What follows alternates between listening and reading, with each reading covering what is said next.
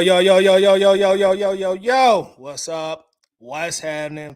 What's popping? It's your dog, Toddy.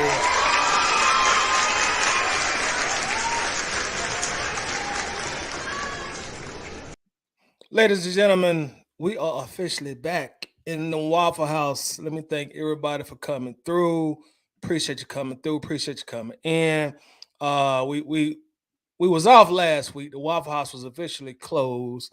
As I think I already mentioned to some people, I had babysitting do this uh, last week. So we had to shut the Waffle House down for a week, but no babysitting tonight. So we officially back in this thing. We got a lot to talk about too. I'm saying? A lot to talk about, a lot to dig into. We got the Washington Generals, Commanders, Redskins, whatever they call themselves now. They on deck Sunday, So of course we're gonna talk about that. We're gonna talk about that. It's a lot been going on, man. Unfortunately, Atlanta Braves they took a L last night, right? Got to come on here and talk about that too. You know what I'm saying? Just last night, because there's been a lot of stuff going on since the Braves lost. You know what I'm saying? We're gonna talk about that too. We're gonna talk about the Braves losing to the damn Phillies. We're gonna discuss that. What else on the docket? We talking about Deion Sanders. He made some news recently that had to do with the Falcons. We're gonna talk about that too. What else on the docket? We got some. Oh yeah, Devonta Freeman. We're gonna talk about free bands also. He made a little news. Kind of recently. We're gonna talk about that too. And y'all know how it go, how we get it going in the Waffle House. Whatever y'all want to talk about, we gotta talk about that too. But I think the last time we was on here, we was talking about Keefer D getting arrested for the Tupac thing. So y'all know how it go. Whatever's clever, whatever's in the air that's foul. Hey, we're gonna discuss it. So welcome again to the Waffle House. Y'all know the rules. Y'all know the rules as you come in. Go ahead and order your food. Let me know what you want from the kitchen. Y'all know how it go down. Order early. That way you can get your food. You can enjoy the show, sit down, and be composed and eat. Get full. Y'all know us. We're a little ratchet at this Waffle House, so we serve alcohol too. So if you want to get something to drink, let me know. I got you, bro. We got everything under the water, under the river, in our bar. I think we're the only Waffle House in Georgia that has a full bar. You know what I'm saying? That's how we do it at this Waffle House where we at. So your food, your drink, we got that too. You know what I'm saying? So make sure to let me know what you want at the kitchen. You know what I'm saying? It's just glad to be. I'm glad to be back, man. You know what I'm saying? I missed the Waffle House last week. You know what I'm saying? So it's good to be back in this thing. You know what I'm saying? The Falcons going against Washington. We trying to go to 4-2. That'll be our first time in a while being 4-2. I'm gonna go ahead and tell y'all. I think we're gonna win that game. Home game. I think we're gonna have that game in the bag. You know what I'm saying? So that's gonna be a dub for us as well. So again, y'all make sure to drop your orders in the comments, and that way we can get your food out to you quick and expeditiously, while it's hot for the club let out. So let's get to it. Let's see who we got in here thus far checking in. We got our guy Atlanta supporter is officially in the building tonight. Says, what's up, Toddy?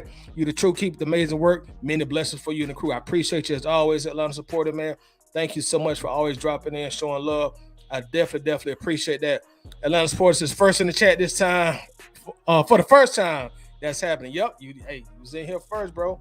Definitely was in here first. And the Atlanta supporters says also y'all hit the like button and follow. Yes, please do that.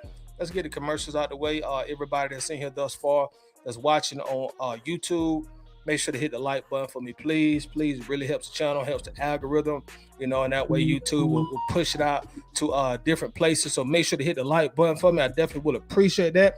Those of you that are watching on Facebook, make sure you hit that like button for me as well. I definitely would appreciate that also as well. Let's see who else we got checking in. We got A1 forever, my dog. A1, what's happening with your A1? Y'all, do your dog a favor. Make sure that you subscribe to A1 Forever on YouTube. He does some fantastic Falcons content, sports content. So make sure that you are subscribed to him also. Definitely would appreciate that. Shout out to you, A1 Forever. Thank you for coming in.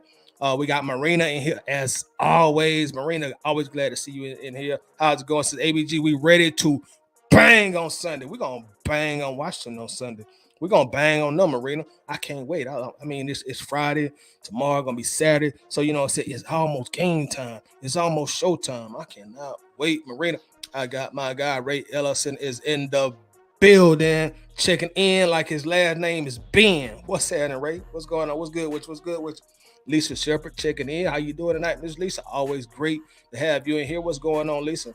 I got my guy ATL Georgia Faithfuls also in the building as well. What's up with your ATL Georgia Faithful? So it says, yo, we in here. Y'all make sure to check out ATL Georgia Faithful also on YouTube. If you're not subscribed, make sure that you are subscribed to him.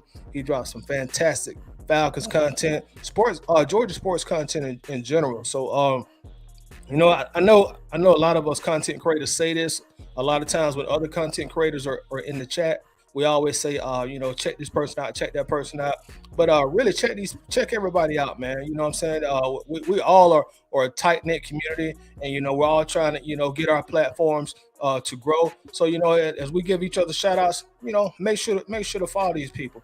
You know what I'm saying? Because we got some great content creators that cover the Falcons, that cover Georgia sports, and do other things as well. So, make sure that, we all showing each other love.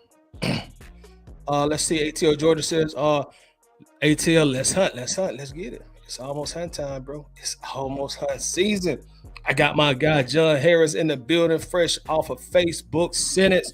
What's up with you, John? He has first order tonight. John says, I want a pork chop sandwich with onions, tomatoes, lettuce, mayonnaise on grilled burnt Texas bread with some, you got me on that country word, coleslaw. I think you're saying coleslaw butter. And a drink I want a milk of magnesia and vodka, a Phillips screwdriver. Order up on the way. John Harris, we got you coming up. We got you in the building, John. Always good to see you in here, brother. Always good to see you in here. Also, I got my guy Submitted Sports Machine is in the building. And speaking of excellent Falcons content creators, speaking of just excellent content creators in general, that's my guy Submitted. So if you ain't already subscribed to his YouTube channel, make sure to show my dogs some love. Always dropping jewels, always dropping gems, and also maybe more importantly, always showing a lot of love. Shout out to you, Submitted. Good to have you here, brother. Let's see. Atlanta Sports says, what's up with your smooth, Smitty? Yeah, so we are definitely in here. Smitty says, I need to jump in this convo. Oh, I'll shoot you the link, bro. I would definitely shoot you the link. Definitely will shoot you the link, bro. Give me a second. I'll shoot it out to you, man. John says, hey, chat, people's hand pink waving. What that means, John? You got me on that. I don't know what that would mean. What that mean, John? Let's see. What Star says, what's good, Buck and chat? Smash the like button. Please do. Please smash the like button. Do your dog a favor, man. Please smash that like button, man. Just hit the like button. Even if you know you ain't gonna be here long, you can't stay up late tonight. Just do me a favor. Hit that like button before you get out of here. Definitely would appreciate that very, very much.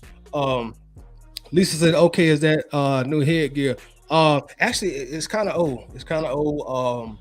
I seen it back in my room where I keep a lot of like my hats and stuff at. I was like, man, this look pretty good because I had on a white t-shirt. You know what I'm saying? So, it go good with the shirt. I also put on my ice like I'm a rapper tonight too, Lisa. So I got iced out tonight. You know what I'm saying? I might shoot a video after this. So, I had to go throw on the ice. You know what I'm saying? Let's see. 100 to tight in the whole chat. Shout out to the chat, man. Shout out to everybody in the chat. It's going down. Shout out to the whole chat in the building, man. I love it. My guy David Starks in the building says, what's up, Tyler? Let me get a pecan waffle, link sausage, 2 eggs scrambled with cheese, and a large cup of coffee. Order up. We got you in here. We definitely got you in here. Jay Ross checking in on YouTube, says checking in. What's up, ABG? What's up with you, Jay Ross? How it going, big dog? I see you got that Braves emblem or logo in your profile pic. So we're gonna talk about the Braves, man. We definitely got to talk about the Braves. We got some stuff I got to get off my mind about the Braves, man. I got some stuff I need to just talk about real quick about the Braves, man. So we're gonna get that off. You know what I'm saying? We're gonna jump that off. We're gonna pop that off also. Jay Ross also said, I will be at the game Sunday. So if y'all see Jay Ross show him some love. Jay Ross also told me if you see him at the game, holler at him because all the first round is on Jay Ross. So y'all see Jay Ross, he said everybody first round on him. I was just BSing y'all. Jay Ross tell me that, man. Y'all don't walk up to D-Ross and ask for no further round. I'm just messing with y'all. We got Facebook users in the building. What's up, sis? What's good, bro? What's happening, Facebook user? How you doing? How's it going? I got my guy Demetrius Jeffrey also is in the building. What's up with you, Demetrius, bro? Always good to see you here showing love. Definitely appreciate it. Also got speaking of excellent content creators, I got my old man, my senior citizen, my ace, boom, cool, my dog, Uncle Steve in the building. Y'all make sure to run up the likes on Steve. Make sure to subscribe to his channel if you ain't already subscribed. Run up the comments. Show my guy a lot of love. Does some excellent Falcons content. Uncle Steve says 2 eggs scrambled with extra cheese, sausage, raisin bread, and banana flavored. Mad Dog 2020. We definitely gonna ring the bell on that. We definitely ring the bell on that, Mad Dog 2020. Denise is in the building. What's up, Miss Denise? How you doing? Always good to see you here. I'm glad you're checking in. Glad you checked in and checking us out tonight. Definitely appreciate you. Let's see what else we got in here. The meat says I can't wait to smoke on that Commanders pack. I know, right? Can't wait to hit that Commanders pack, right? I love it. Lisa says got a new Blog and Dirty article dropping tomorrow when Wanderlust and the NFL coincide. Let's ring the bell on that. Yeah, ring the bell on that. And Lisa, make sure that you drop it in the group, in the ABG group, and I'll make sure to pin it to the top. Y'all make sure to show Lisa a lot of love on her article tomorrow. And anytime she drop an article, make sure to show a lot of love. Definitely one of the most diehard. I won't say a Falcons fan because that probably would be a discredit, but just one of the most diehard local sports team fan that you're gonna ever come across. Shout out to you, Lisa. Always good to have you in here. You're always supporting. I definitely do thank you for that. I definitely do appreciate that as well. Let's see who else we got in here. Appreciate that, ATL Jordan Faithful. Thanks a lot. I definitely appreciate it, man. Appreciate the love. See, we got everybody that don't want to miss in here. Once I definitely need the link. I came to bang. Let's ring the bell on that. Let's ring the bell because Winston, he came to bang, so we're going to ring the bell on that. This is the place to bang. All banging is allowed. So if you want to bang tonight, because we, like I said, we went here last week. So if y'all just want to have a banging session, you want to get some stuff off your chest, you come up here and we'll bang then. You know what I'm saying? It ain't nothing. It ain't nothing. Let me just say, play ice about you. You'll see it. I got that ice on. I'm so ice. Yeah, I had to put it on, bro. Had to put the ice on. Ice attack, like Gucci Man say, man. Had to get the ice attack going tonight. My boy James Holloway is in the building. What's happening with you, James? Always good to have you in here, bro. Thanks for joining. Also, speaking of Gucci Man, shouted Red on the track. What's up, Red? How you doing, bro? What's popping? What's happening, man? What is happening? What's popping? What's going on, everybody? Red also says, I'm hungry tonight. All-star special, waffles, eggs, bacon, and some coffee. Lots of cream, lots of sugar. Yo, order up. I got you, Red. We're gonna have that out to you pronto. 814 say the chat going crazy. Yeah, man. Chat always be going crazy, man. Y'all, hey, Friday night, man, end of the week, you know what I'm saying? So, you know, people be want to let loose. And like I said, this the Waffle House, man. We the only Waffle House in Georgia that serves alcohol. So, you know, we're a little ratchet up in here too. You know, we're a little ratchet. You know, we ain't a lot ratchet, but we got a little ratchetness in us. You know what I'm saying? So the chat always be on full blast. Always on full blast. Winston says, shout out to Lisa Shepard for her work with Blog and Dirt. I'm proud of you, sis. Very proud of. Let's ring the bell. Let's ring the bell for Lisa Shepard. And her work that she does with Blog and Dirty. Definitely something to ring the bell on. Let's see here what else we got. Make sure I don't miss anybody here. Yes, I think we got everybody. Yeah. A1 hit the like button, Tati. Yeah, please hit that like button, man. That really helps out.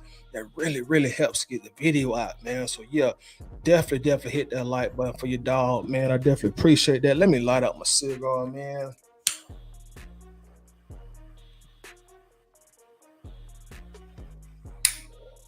Let me start off with this, man, and then I'll drop the link and bring everybody in.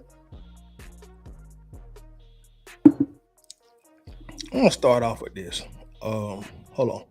See, we got some more comments came in here. Lisa says, "Thank you, Winston."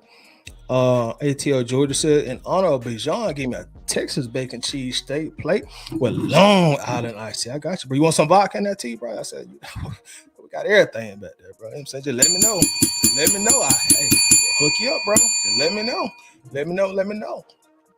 My guy Tyler Davis is in the building. Says, "What's up, Tyler? What's going on, brother? I'm doing well, bro. I'm blessed, highly favored. Hope everything is going good with you and yours, bro. Thank you for joining us tonight. I got my bro Travis Preston in the building. Says, "Yo, followers taught me today that Ritter is a rookie." Oh boy, that was a conversation when it Travis.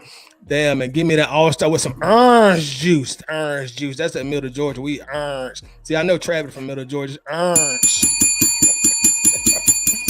I be telling y'all, it depends on where you at it, where you came up in Georgia, man. The dialect be a little bit different. We all got Georgia accents and that Georgia drawl, but the dialect be a little different depending on where you at. You know what I'm saying? Once it feels good to be back around family, it definitely, let's ring the bell on that, man. Yeah, it definitely feels good to be back around family, man. Let's see. ATL Georgia Faithful says top shelf at the Waffle House, about the very top shelf, bro. We got some, and our bar is on full blast, bro.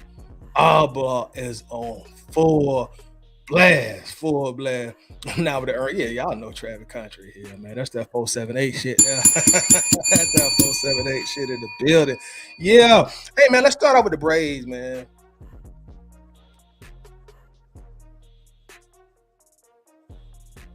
So, unfortunately, the Braves lost to Philadelphia last night in a tough one. In a very, very tough one. Hold on. Smitty says, let me get an all-star and a pecan waffle order. We got you, bro. We got you. Hey, if you want something to drink, I got you, Smitty. You know what I'm saying? With alcohol, orange juice, coffee, we got everything you need back there. Everything you need. Shawty Red said, Braves let us down. They did let us down, man. They did let us down. And let me say this, y'all. Like I said, I'm going to just get this out, and then I'll drop the link and bring everybody up in here. Smitty says, tag me. I got to talk about the Braves. Yeah, I got you, bro. I'm just say this real quick. And then I'll drop the link so everybody can come up. Andre Coach Dave, what's up with you, Coach? How you doing, bro? Says, what's up, Todd? Not from Atlanta, but I always wanted to move to the black man's heaven. Hey, it's an oasis, man. The A is an oasis. Definitely is. Shawty Reyes is back. One sleeping on us. It did, bro. Let me just say this real quick, man. First off, it was a disappointing loss.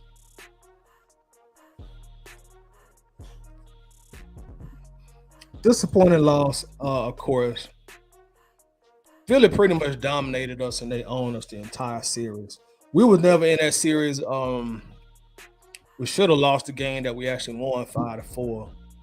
I think that was game 2. They just totally dominated us from start to finish in that series. And like Red said, the bats went to sleep on us, man. And it just had our number. And I'm not really here to talk about the ins and outs of the game, who was hot, who was not, how Acuna did, how Bryce did, how Eddie did, how the pitching did. I ain't really here to talk about that. I'm here to talk about like my disappointment and some in the Braves fan base. I'm gonna say some because I'm not finna paint everybody with the same paintbrush. But it's just the stuff that I seen from the Braves fans, man. Like, look, ain't nothing wrong with being upset, ain't nothing wrong with being mad, ain't nothing wrong with being disappointed. But I think the criticism and the feedback I seen from Braves fan about the Braves, I think it went over the top, man. I think it went over the top. I seen everybody saying, well, the Braves choking again. Braves choke. Braves ain't shit. Saying, just I seen a lot of venom shot at the Braves. And I'm thinking to myself, like, okay, y'all, like, I get it. Trust me, I get it. Tough loss. Tough loss. But I think some of it was over the top. Because it's like, look, they just brought us a World Series in 2001. Do you want to win them all? Of course you want to win them all. Is it realistic to win them all? Of course it's not realistic to win them all. So I seen people going at the Braves like they ain't did nothing recently. I'm gonna be honest, y'all. Y'all can throw tomatoes at if you want to. It's cool. I seen people going in on the Braves like they were the Falcons. I seen people going in on the Braves like they were the Falcons. And I'm like, yo, They just gave us a World Series 2 years ago. And they won that World Series when, quote unquote, they weren't supposed to win it. They were not the best team in baseball on paper or in regards to win-loss records.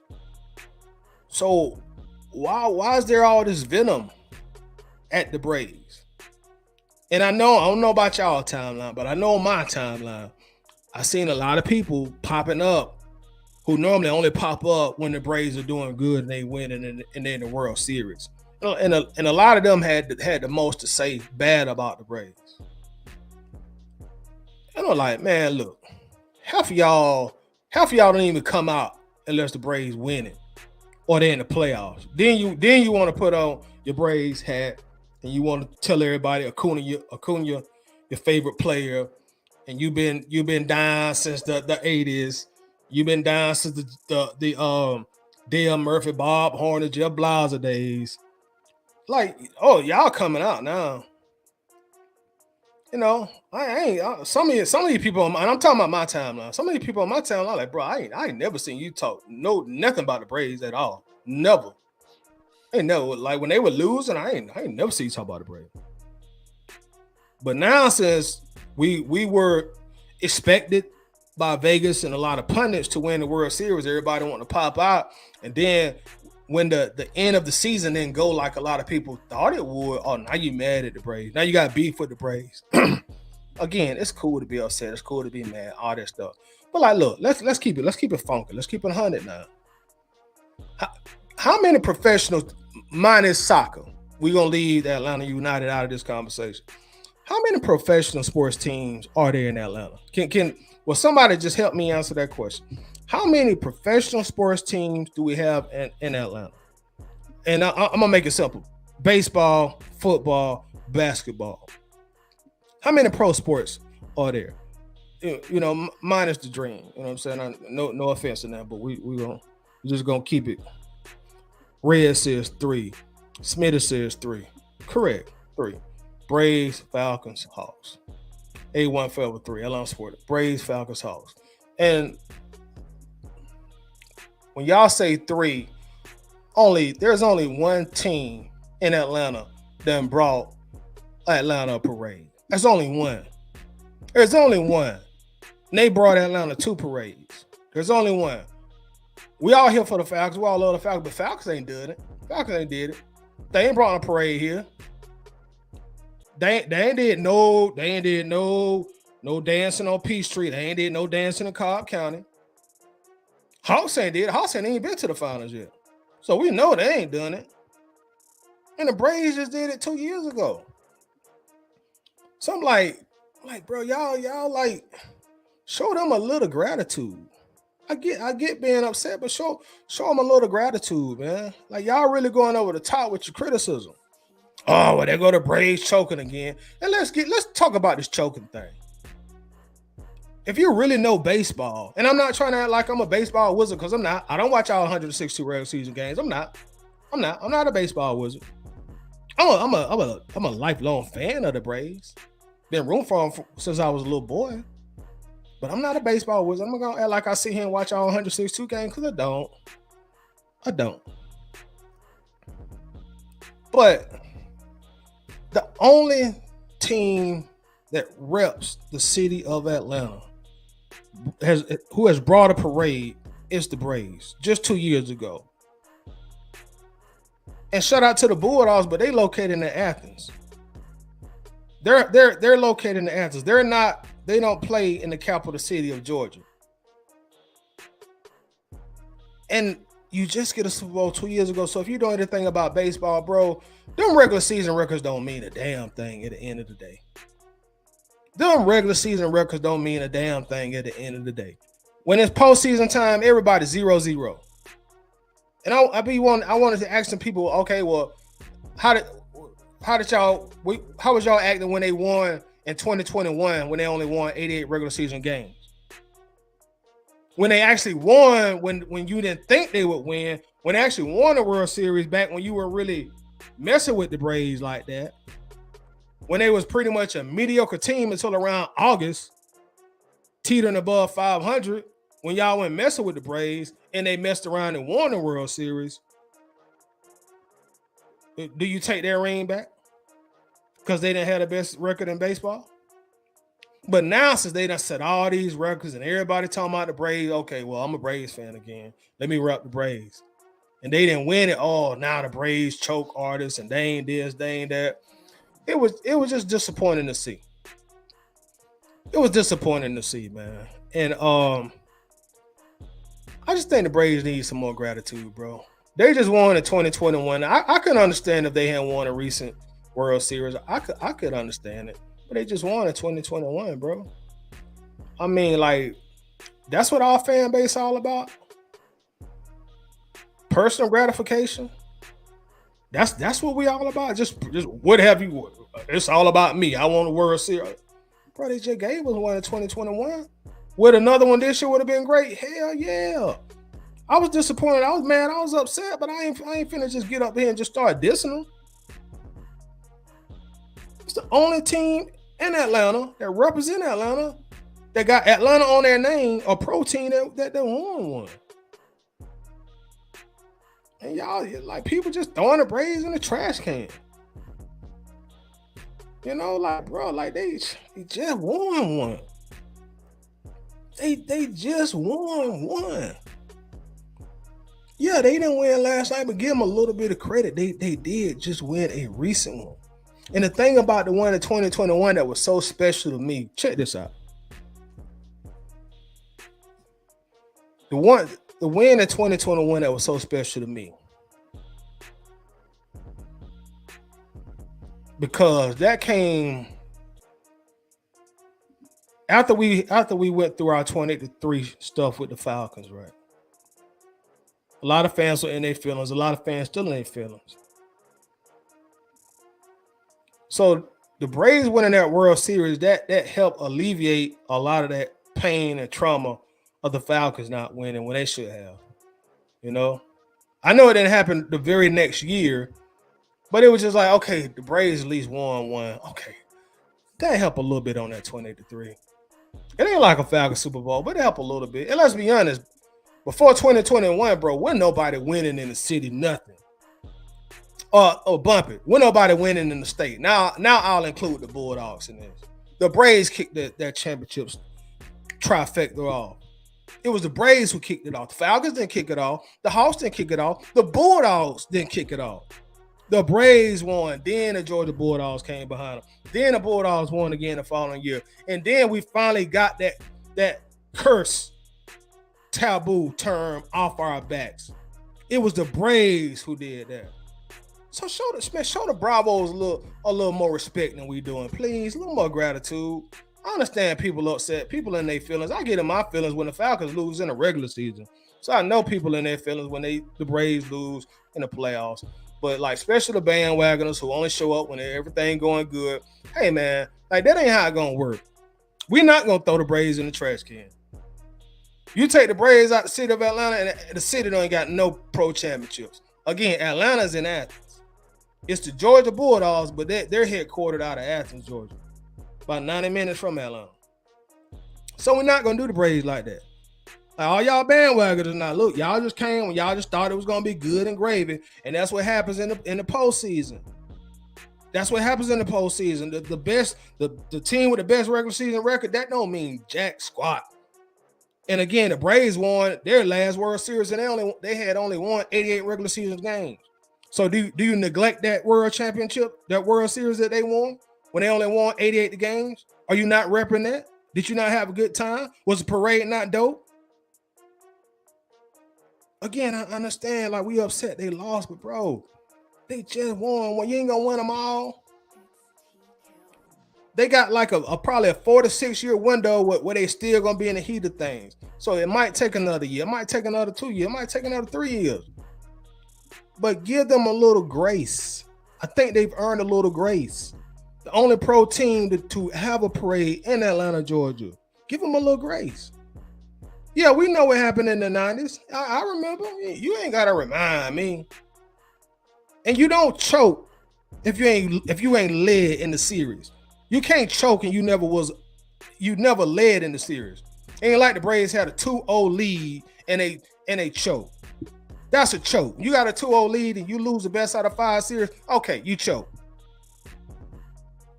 It's game 5 and you got a 10-4 lead in the 7th inning and the other team come back. Okay, you choke. You don't choke starting 0-0 and they win the first game. And then they win the next we win the second game, then they win the next 2 games. It's not a choke. It's a disappointing loss. It's not a choke. Falcons choke, Super Bowl, that's a choke. When you're actually up in a game, in a series, that's a choke. That loss to the Yankees when we was up 2-0, okay, that's a choke. But if you're not up in the series, how can you choke it away? That was just irritating my soul as a Braves fan. Oh, the Braves choked. The Braves did not choke. The best team won the series. That's what happens in baseball. You get hot at the right time. That's your road to the World Series. The Braves showed you that in 2021. All right, man. Let me bring some people in here because I'm gonna start banging. I don't want to bang. If y'all want to come up and do some banging, y'all can bang. But let me drop the link, bro. Cause I was about to start getting into a rant. I was about to start a rant. Hold on, just a minute, y'all. Let's get the link. I'm gonna drop the link. So, all right, I just dropped the link. So if you want to come up and come in, just let me know. But I'm just telling y'all, man. Like, look, and y'all true Blue Braves fan, man. Y'all see these people going over the top of the criticism. Call them out. Call them out. Don't call them out. Because I sure be calling their ass. I'm like, hold on now, bro. You ain't mess with the Braves like that, dog. You ain't even mess with the Braves like that, bro. Like, hey, man, just chill out, man. Just chill out. Chill out. All right, so let's cut the music, man. We're going to bring our guy Smitty in here. Let me cut the music. Bring Smitty in here. Just a moment here. Just a second. There we go. My brother Smitty, how you doing tonight, bro? What's up, my G? I'm chilling, man. I'm chilling, man. Just trying to get from going over the top, talking about the Brady fan, bro. Oh, I get where you coming from, bro, all the time. Cause I said the same thing. You got to give them some space, man. They did their thing all season, and we were shorthanded pitching, so you got to factor in a lot of things, man. We broke a lot of single individual home run records and all that, but when you don't have your complete team, sometimes you're gonna fall short, man. So I just commend them to keep, they kept fighting until they couldn't fight no more. So I was upset, but at the same time, I understand. It's just like we being Falcon fans and they don't have their complete setup of what they need to win a championship. So it's the same type deal, man. And I'm not making no excuses, but it's just facts. Yeah, they won 104 games, but like you said, when the playoffs start, it's a whole new season. And when you get a team that's they hit that hot streak at the right time, they're gonna be tough to beat. It's just that simple. And Philadelphia had a championship type roster. They had the exact same roster we have. Good pitching, good hitting, superstar players. So I mean, they just ran into a competitive team and they got out coached, outmatched. So that's just the way things slide sometimes. And the way that I see some fans dog the Braves is just crazy, man. It's just crazy. Yeah, very crazy, man. It was just, I was already, disappointed after the game last night. And I go on social media and it's like, oh, the Braves choked, the Braves ain't itch, the Braves just they always gonna let you down. I'm like, bro, they just won 2 years ago. I can understand if they didn't win in 2021 and they hadn't won since the 90s. Okay, I get it. But bro, they just won 2 years ago. You ain't gonna win them all. Much as I love the Bulldogs, they Bulldogs in all likelihood they and I hate to say this, but they're probably not gonna win this year just because it's so hard to do it 3 times in a row. I hope they win. I ain't gonna never give up on them, and if they don't, I'm not gonna start dissing them. Nah. And that's another thing with them. They retooling. You look at all the players they lost the last 2 years. They got to recruit and rebuild again. So I mean, things happen, man.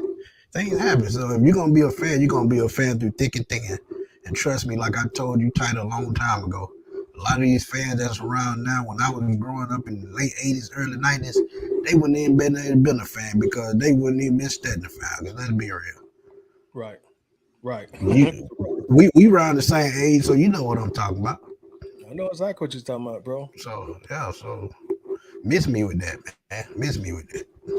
Right. Right. That playoff monster just it's just so different, man. And then especially when you talking about a best of 5 series, hey man, you win game one, like you know, You ahead, yeah. you ahead.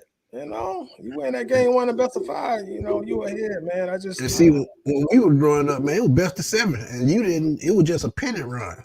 It was right. from the pennant right to the championship series. Then from the championship series right to the World Series. We didn't have no wild card. We didn't have no division series. So y'all just don't know how lucky y'all live, man. Trust me, because y'all getting way more action than we got back in the day. Trust me. Right. Right. Like I say, Smith, I just feel like, hey, I'm not taking anybody. I'm not telling nobody not to be disappointed, be upset. That's all cool, but like, just show them a little bit of grace. They won in 2021, and for me, anytime you win a championship, bro, that's some leeway with me, especially when you do it representing this state who don't have many at all. you know, it ain't And like before the Braves, it was the Georgia Tech Yellow Jackets winning the national championship. right. So What that 90, 91? 1990. So we talking about 33 years. So come on, man. Come on.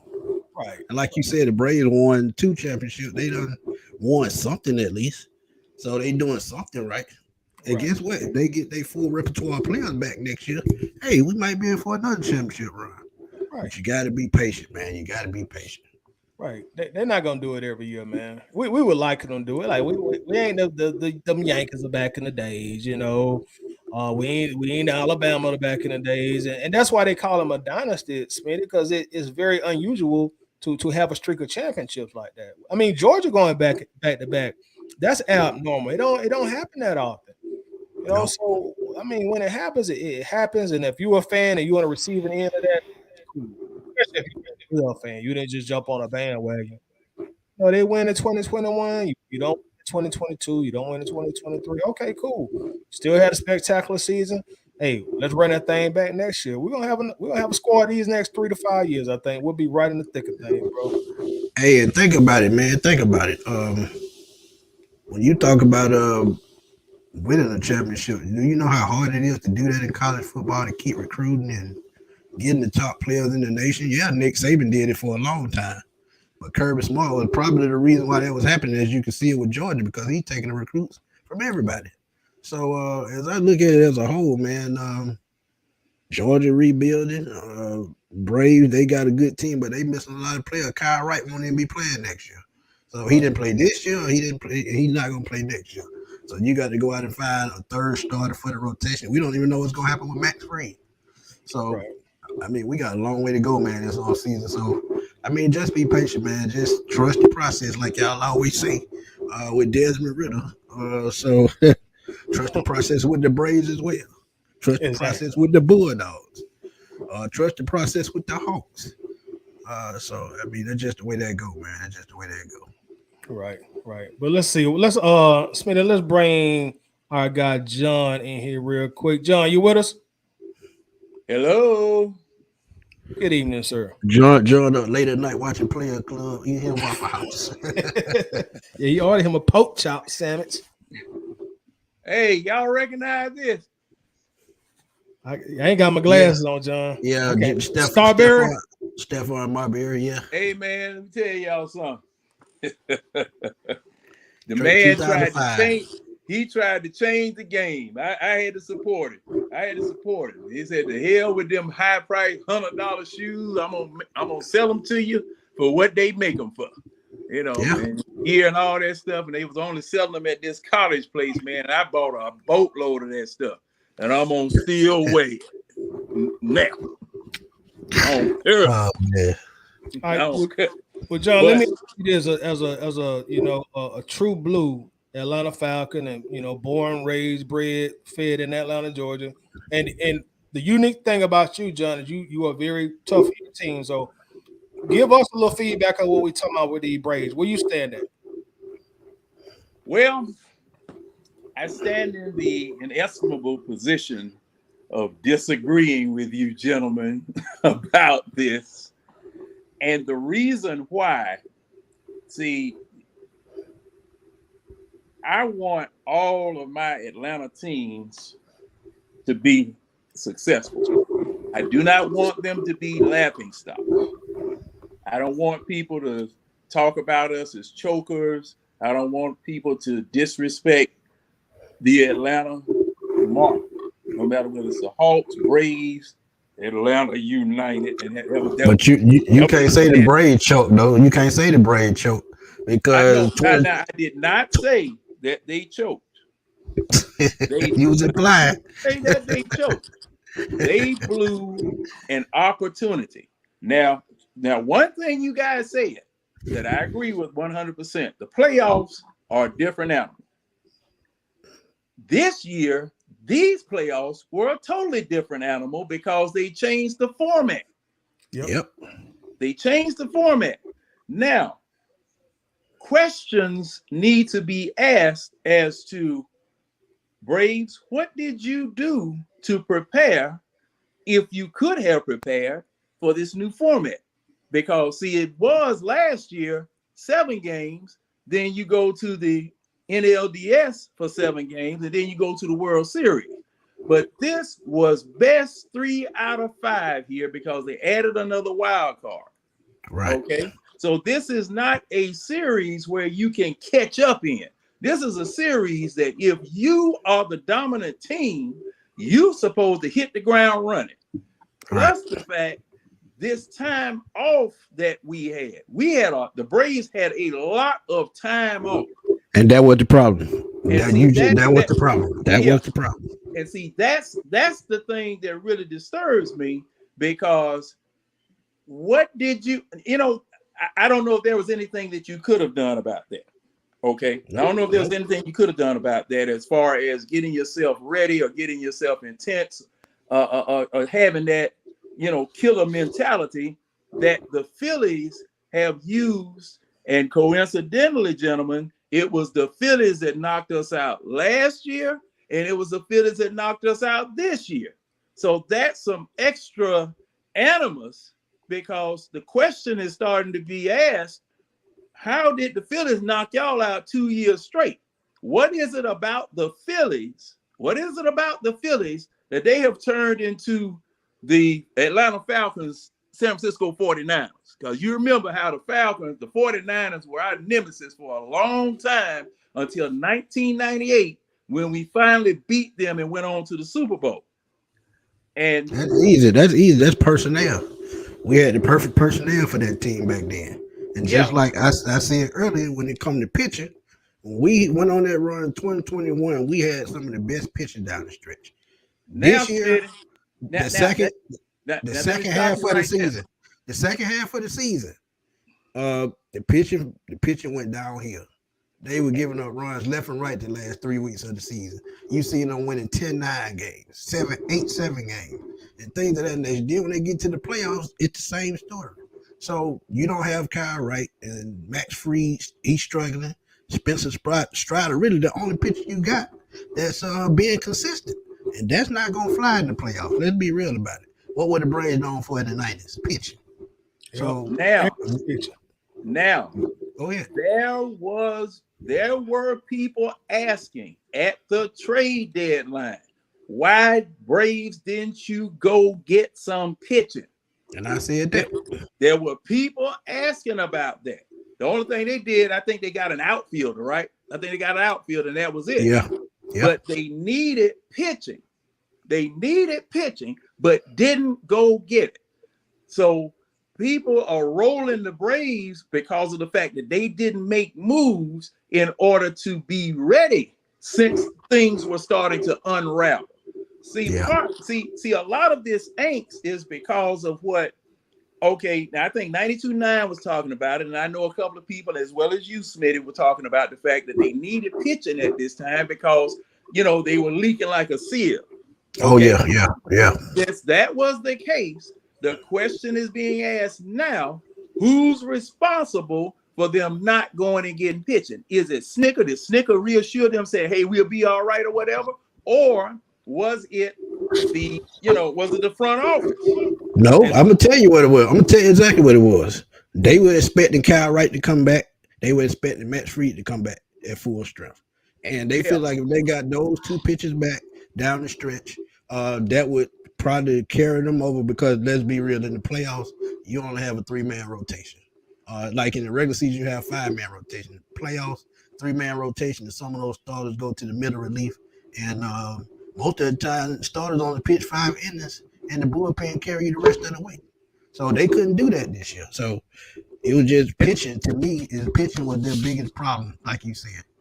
Yeah. So that's where all of the angst and wasted opportunity and vitriol comes, especially from my observation of the situation. Right. Because of the fact that you didn't make championship moves. You rolled the dice. And you got burnt. Okay. Now, next year, because see, there's talk right now about firing Snicker. Let's talk about firing Snicker right now. I wouldn't fire. But that wouldn't be foul. That wouldn't be foul. Because Yeah, I'm sure he went to the front office and told them, I need pitching. And they did not go for it. So why fire him? It wasn't his fault. He led the team to the championship. Well, the unfortunate thing, 104 wins. 104 wins. How can you fire a manager after 104 wins? Make it make sense.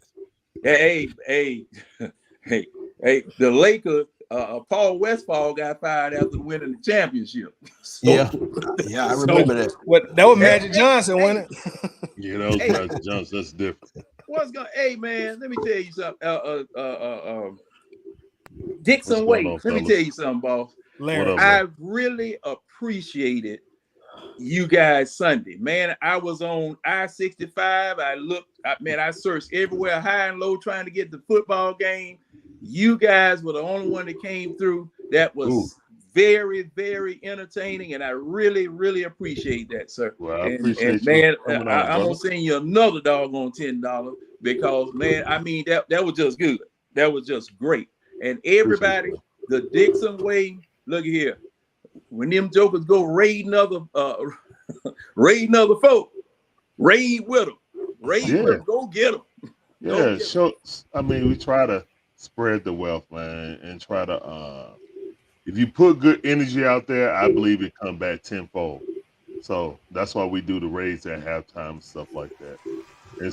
It could be just random, you know what I'm saying? I may just be over here while I'm doing the show, have it up on another screen and be like, all right, this guy, go up and raid them in the middle of the show or something like that. You do that blessing because Tom Gross blessed us. He's a huge streamer that does Green Bay Packers. He's actually been on ESPN before doing some comedy bits because he's a comedian. But he got over 500,000 people now. So last year he rated us. That kind of got us kick started. You know what I'm saying? In the right way. So yeah, I definitely want to pay it forward any way I can. You know what I'm saying? But yeah, I saw you come in. I was like, I know that was John. You was like, this John has. I was like, I know it's you, John. Yeah, hey man, I was being illegal, trying to get back to Atlanta as fast as I could, man. Okay. Because I hated that. That's all you comment. And man, all three of you guys, I really appreciate your insights, things of that sort, and talking about and giving me something to bounce my opinions and viewpoints off of. So all three of you know, hey man, it's hard to move the rock. It's hard to move the rock. Once I set that concrete in, it's hard. Yeah. Look, you can mold clay, but you have to bust up concrete. Yeah. All right. One thing on the baseball tip, guys. Yes, we needed more pitching during the regular season, but that's not what failed us in playoffs, guys. Our bats went cold, bro. Our bats went cold. I mean, we scored 8 runs. We were the best hitting home run team in Major League Baseball history. We were the #1 team in OPS in baseball history. We were the #1 slugging team in baseball history.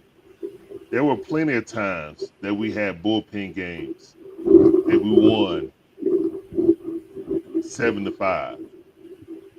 Had to do with Bryce Elder a couple times. So while I agree with you, John, I definitely wanted someone I want us to go get Blake Snell. The Padres was dangling him out there, but yesterday's price is not today's price since he's gonna win the Cy Young award. So that's gonna be kind of hard to get. Also, we have to remember that Alex Anthopoulos has a salary cap. He does, and he pretty much said so today when he was on 92.9 The Game. He was like, "Yeah, I could go, get someone and backload the contract, but it's just like having a credit card. Eventually, got to go pay it." So basically, he said, "Look, guys, I'm not like other baseball teams. I know we got a great fan base. We sell out all the time, but I'm still on the salary cap. So don't think we're gonna go get Shohei. You better worry about us re-signing Max Fried. No cap." Now, He was hoping that K-Dub came back or Mike Soroka, and it's just not happening. And especially with Mike Soroka, it's not going to happen, man. I hate to say it about the young man, but that's probably a wrap for Mike Soroka, for real. Yeah, I mean, he's been dealing with that leg almost 3 years, man. And if people forget, but he was better than Fried coming out. He was the guy, not Max. So I want them to retain Max, but they need to get another arm. And we need to stop playing. We need to stop p-footing around with left field. Either train Grissom to play in the left field or trade him to go get a dominant arm. Like, let's stop this, man. Stop it. Yeah. That's where I'm at. I personally think that Snick cooled down this team. If you guys go back after we won the division in Philly and celebrating pop bottles in their field, we all got on their mound, taking the team picture. Then we got plastic all up, going to shame. You think they wasn't in there hearing them whooping and hollering it up? Yeah. Hey. Now, you know what? Me and somebody got in a real big argument about that because that smacks of the Super Bowl in 2016. We find out that these jokers in here celebrating and hollering and hooping at halftime, and the damn game, man, you still got a whole half of a game to go against arguably the GOAT. And you up here celebrating. And see, my thing is, I told him, I said, now, okay, if y'all gonna celebrate, drink apple cider.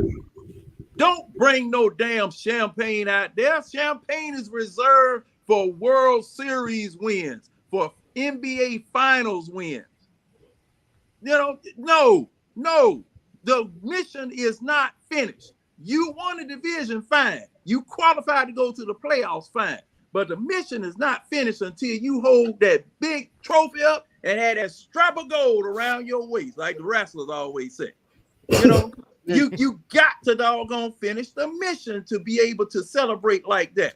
And that's something else too. See, the Philadelphia Phillies are a tough, hard-nosed team. Yeah. Because like that since the 90s. Because of where they are. Now, what you just said, Tiny, what you and Smith were just talking about as far as, giving the team a chance and not getting on them too bad. What do you think Philadelphia fans would have done in Philly if Philly had lost this series? Man, they'd have flamed them jokers all. Man, they probably would have shot Santa Claus down there. Man, them people don't have no sense. They are tough, hard-nosed, and they play ball like that. And we need to adopt that attitude too.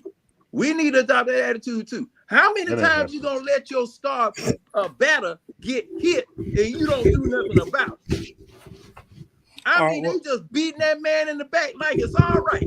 All right, let's stay right there, John, because I want to get. Okay, no, you good. You good. We're gonna stay right here. I want to get A1 Forever, and I also want to get Larry's opinion on what we're talking about.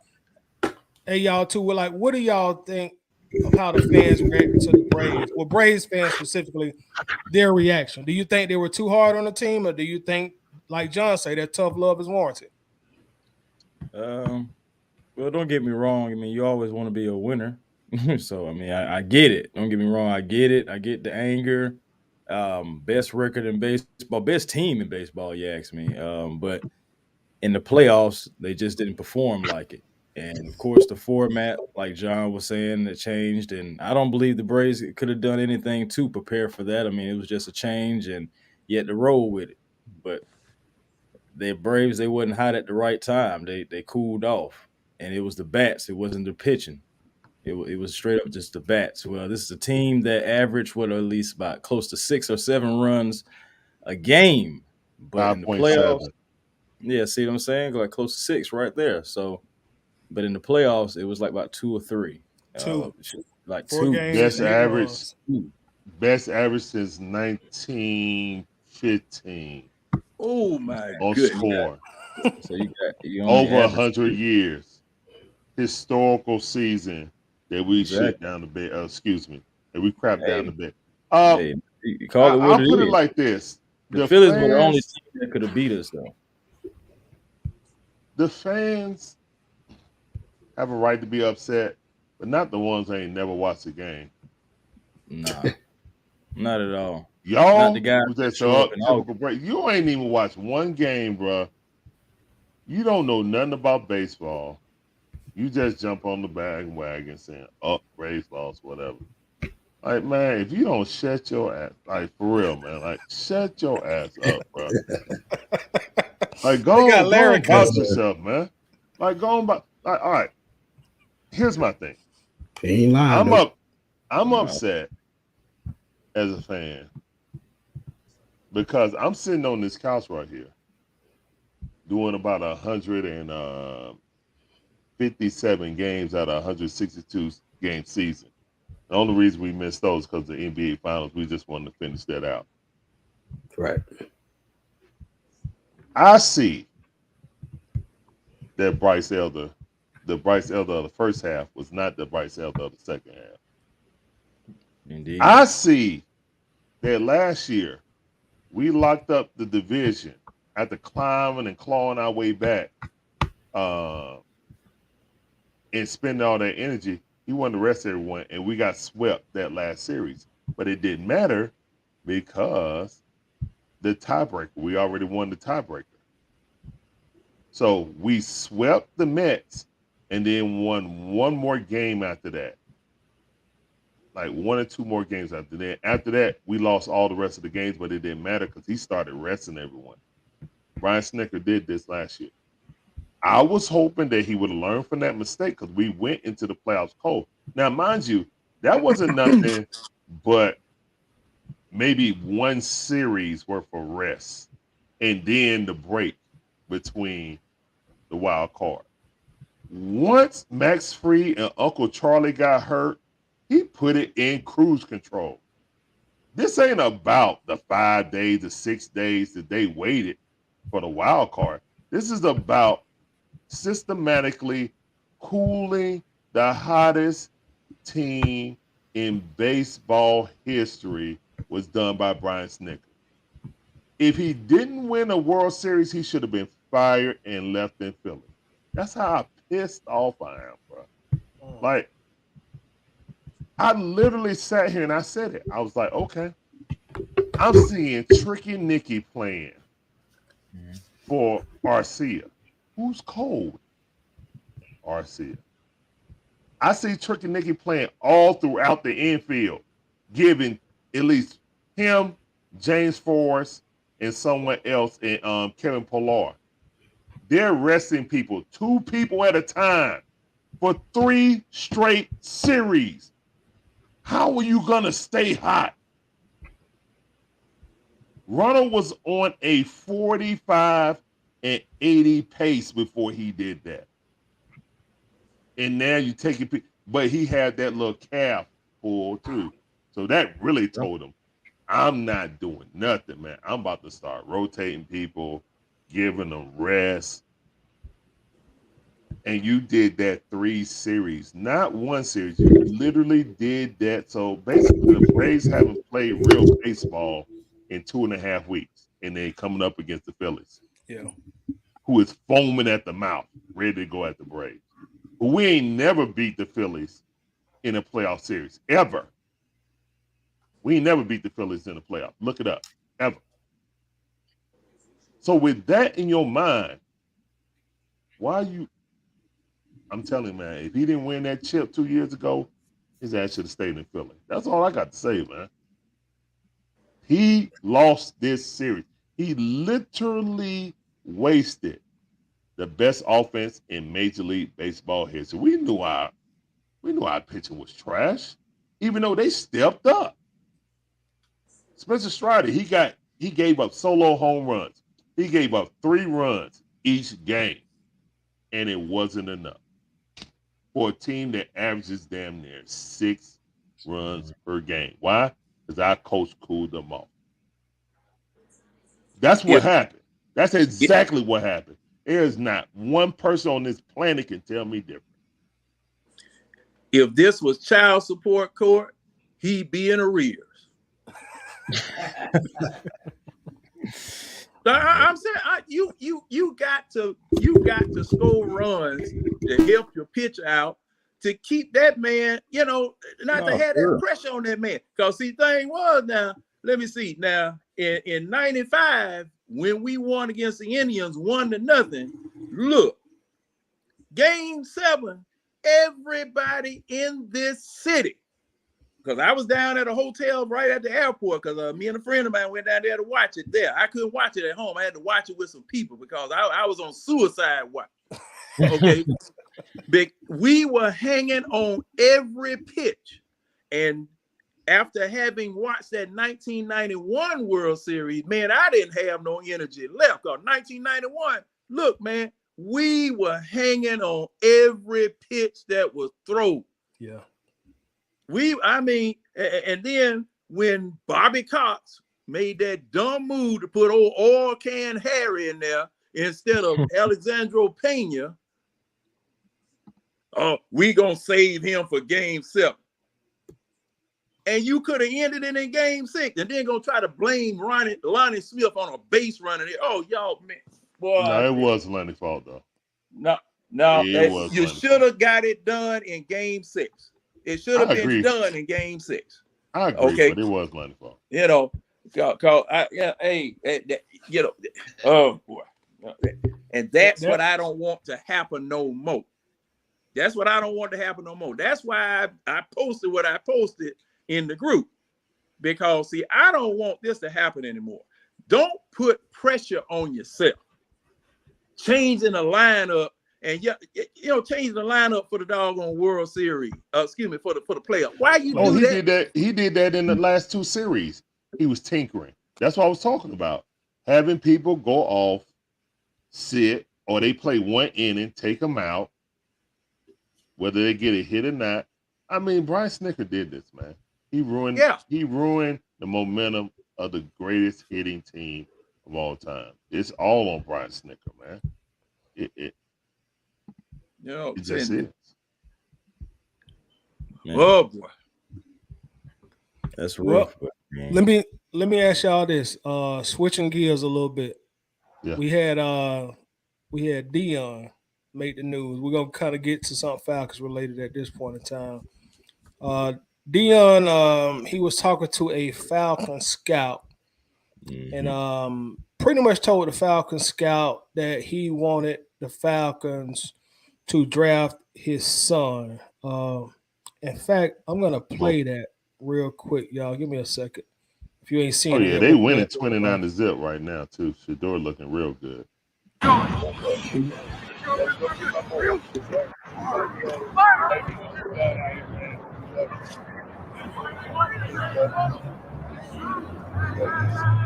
out what's my brother's last name. Tell him what's your last name. Rich Sanders from the His ATL. name is man. Rich Sanders from the ATL. Family. We family. Tell him what I told him. Tell him what I told him. Hey, we gonna get No, them Sanders tell him boys. exactly what I told you. Hey, we ain't coming back unless we bringing the Sanders boys to both of them. That's all I'm saying. Hey, how y'all feel about that?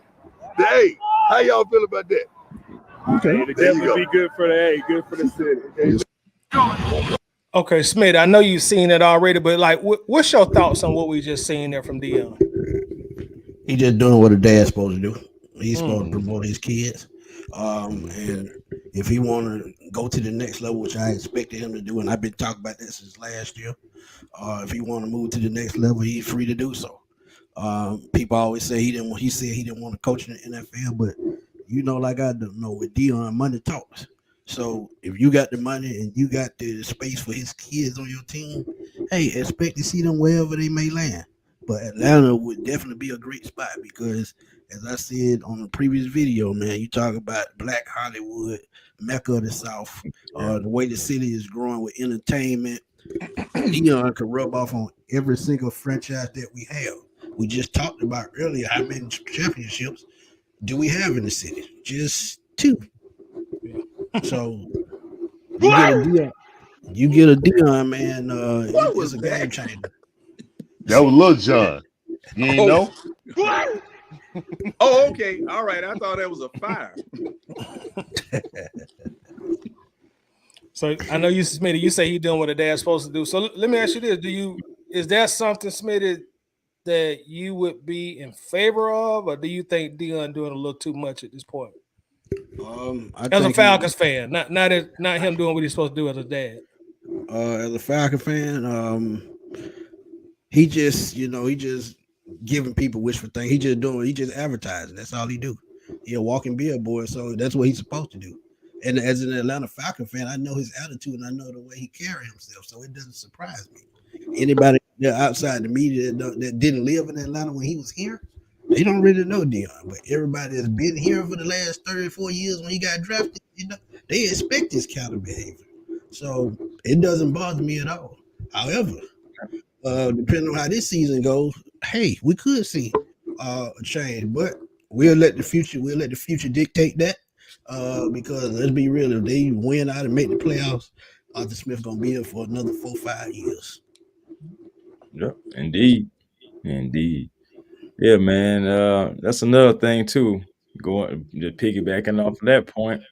If we're talking about Deion in Atlanta, which would be a great thing, but we're talking about, like he just said, rubbing off on different franchises. But that means, for one, Arthur Smith isn't doing his job, and 2, that means Desmond Ridder failed. If we're talking about drafting a quarterback and talking about bringing in a Deion to be a coach or influence or whatever, that just means things aren't going well for us, and we're in win now mode. So it's playoffs or bust for real. So it's just like I don't want to be doing bad, and when it comes playoff time, I don't want to be having this conversation about possibly getting Ridder because he's not succeeding. And that also means, more importantly for us fans, that means our team is failing. More importantly than just Ridder and Arthur Smith, that means the team is failing. So, right. I don't want the team to be failing. So, it's Deion, I'm saying he's doing his thing. He's being the billboard. He's being the showman, prime time. I mean, he's got the nickname for a reason. But I don't foresee it happening, and honestly, and I hope it really doesn't. Hopefully we're in the playoffs and in a high draft pick. We ain't even got to worry about all this stuff, everything succeeding. But if it does go south, I still don't really just see it happening. I really don't. I really don't just see it happen. I think it's just all for show, all for talk. Yeah. Larry? Larry, go ahead. Where Larry. there's smoke, there's fire, bro. Deion don't talk out the side of his neck. I mean, he may advertise his kids and stuff like that, but the part of the conversation we missing is what the scout that was there for the Atlanta Falcons was saying, man, you like your boy. Is he staying or is he going? These are conversations we not privy to yet. That's fly on the wall type of thing that we need to know. of course Deion is gonna say that, you know what I'm saying, to pump his kids up. Of course, that would be a great legacy type of thing to say, hey, my kids, both of my kids got drafted by the Falcons. And then, you know, Shilo wear number 21. And then Shedeur get number 2. Oh, you think these folks mad now?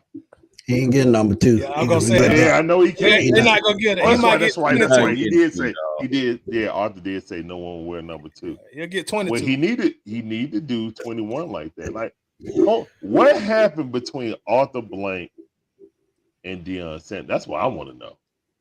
You mean the Rankin Smith family? Blank No. Because I've seen Deion out there before at training camp when Arthur Blank was the owner. But I have not seen him in several years. I have not seen Deion up there probably 4 years before COVID. So that's he hadn't been there since years. He hadn't been there like 2015, 2016. Yeah, so that's what I'm saying. Because I tell you, the last time he was there, he did a video with Julio Jones. Yeah, they did a video together and it went viral. That's the last time he's been there. Yeah, exactly. I was at camp, and that's why I was like, just going off my memory banks. I'm just like, damn, I ain't seen Deion. And so something might have happened because why else is he saying that's the only time, you know what I'm saying, we coming back. He working? Y'all draft my son. Wasn't he working for the NFL Network at that time?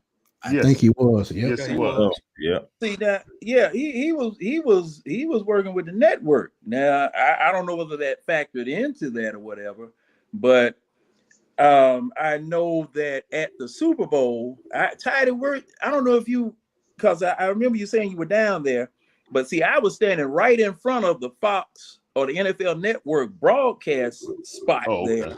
Okay. When they were asking Deion who was going to win the Super Bowl. Yeah, he said the Patriots. And he said the Patriots at first, but he was in pain. Because I was looking at him. He was in pain and shaking his head or whatever, you know, because he hated he had to say that. And then he said off camera, I want to change my vote. I want to change my vote. But they said, no, and you know, they would tell everybody was getting at him from both sides, the Patriots and the Falcons at the time. But going back to your question, Shedeur nor his brother need to come here under this regime. No, sir. No quarterback needs to come here under this regime. Look at here. Y'all need to take a look at the Falcons media guide online, and they taking the offensive coordinator, they taking the quarterback coach moniker off of Dave Ragone. He's just the offensive coordinator now. Okay. Now, what the heck happened? Because you need a quarterback coach. Right. Whoever's coming here, they need a quarterback coach. And no one here is qualified to do it. And we're going to get into this a little bit later on. But one thing that I wanted to point out now that I've got the floor here. All right. The difference between this past week and week 4 last, the man got rid of the ball and stopped staring at receivers. The two things that I was saying that Joker needed to do in order to improve himself, he did last week. Now, why the hell didn't these people spot this and correct it last year? That's my problem. This man Ritter has been getting an unfair shake, and the unfair just been totally unfair and just been wrong about how this man has been getting ridiculed and messed with this whole year about what he was doing when these people were not coaching him. These people were not coaching him. They were not training him. They were not teaching him. They were not giving him the best chance to succeed. Because John, when I said Arthur Smith can develop quarterbacks, I said that 2 years ago. And it's still true. When I found out, cause wait a minute. When he came here, and I still got the doggone clipping in Facebook and in this group, he was saying that Matt Ryan wanted to be coach. He here to coach him. Who you is? That's the first thing I'm asking. Who you is? You know, man, you couldn't coach a pregnant woman in Lamar's class. I ain't never seen no Oh, dog. have mercy. Oh Lord. I'm just serious, man. Lord. What is this man learning here? What is this man learning here about the quarterback position? How to look off a safety, how to throw the ball in a specific spot. This man, this week versus last week, was night and day. Night and day. Perfect example. We know he should have pulled Marcus Mariota way before that he did. Man. And Marcus and I said it, that's why he didn't, because he hadn't developed him enough to put him in the game to trust him to lead this team. And they got better this offseason, true enough, on the defensive side of the ball. But has Desmond really stepped up his game since last year? He had a whole year to prepare. Remember that. People keep saying he's a rookie, but he's not a rookie. He had 17 games to learn, played in 4 games, come in this season. He's played in 5 games already. He's growing game by game, but at the same time, he's still making rookie mistakes, which means they're not doing what they're supposed to do in these meetings, in these film rooms. So because you had unqualified people in the film room, y'all sitting up there, it's just like y'all looking at a porno movie with a 6-year-old. Yeah, a quarterback. What they doing? Who in the world makes a quarterback a wide receiver coach? Man, we've been talking about that. And see now, I see what you posted up here from Wallace Smith. Well, guess what, Mr. Smith? Your offensive line gave Ritter 1/10 of a second less this past week than they've been giving him. And look what he did with the time that he had. Look what he did with the time that he had. Ritter was decisive. Ritter was precise. Ritter put the ball, where the ball was supposed to be. And it was boom, boom, boom, boom, boom. Looked like a well-oiled machine. 3 to 5 step drops. Hot routes, he used all that. Yeah. I mean, very successful in the shotgun. Right. Yeah. And see now, Caleb McGarry, I'm heading up there tomorrow with a 2x twice. And he's not You gonna hit him in that knee? He not gonna Hey, man, I'm not giving anatomical details. I'm not giving details. I'm just visiting Flowery Branch tomorrow. What's that skater name? What's it? Tara? Tanya Hardin. Tanya Hardin. Yeah. All right, Tanya. No, that was Nancy Kerrigan that got Tanya Hardin. No, I thought Nancy got hit. I thought it was Nancy got hit. Yeah, it was Nancy. Nancy got hit. Yeah, Nancy got hit. Yeah. Yeah. Oh, yeah, that's right. Nancy Kerrigan got hit by Tanya. Oh, yeah, man. Yeah. But that girl has some big legs, though. But let's move on to something else. Let's move on to something else. Smitty. See, I'm trying to stay out the clubs, man. But you keep making people around that corner. Hey, baby, what's up with you? See, it is. See, it's 12 o'clock. You know what they say about 12 o'clock? We just gonna leave it at that. But don't start, John. That's all I got to say.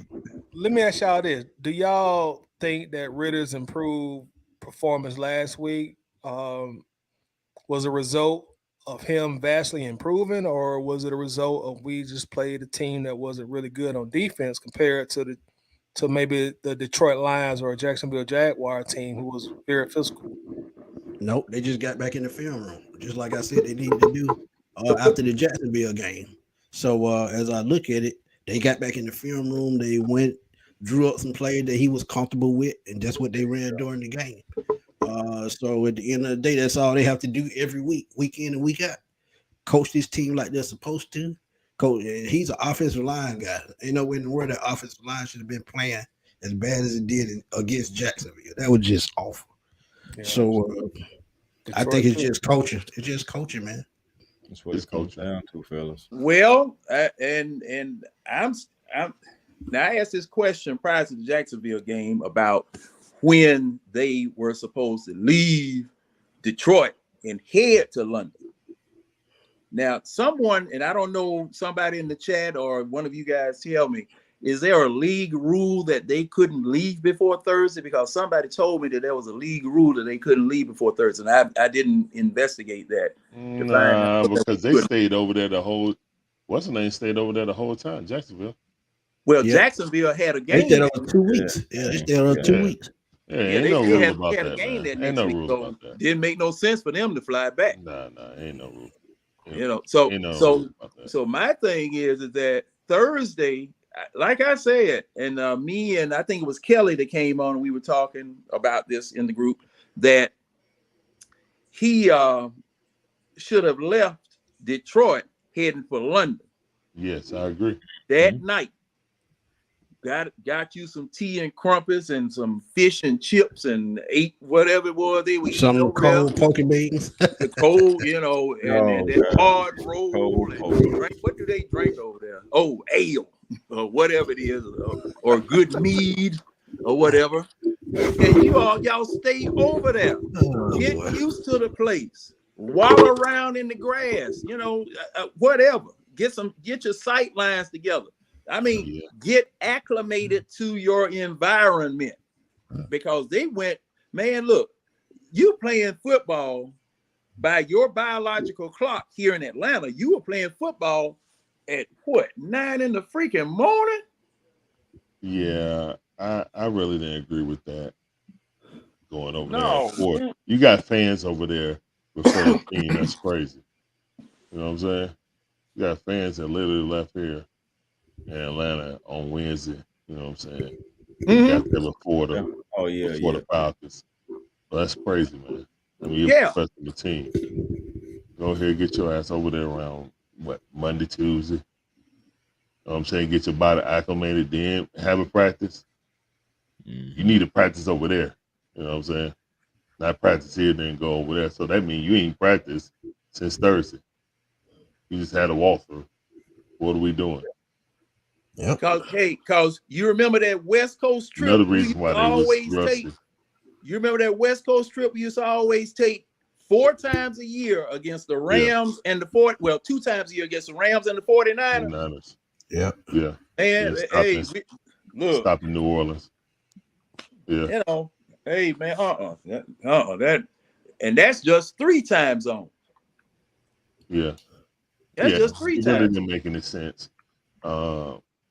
Questionable coaching decisions. We all agreed that Ritter and the entire, first string needed more snaps. Right. So, he needed more snaps. All snaps count. So, but he was satisfied. I did like the play calling that we had, and whatever the guy name is who replaced McGarry.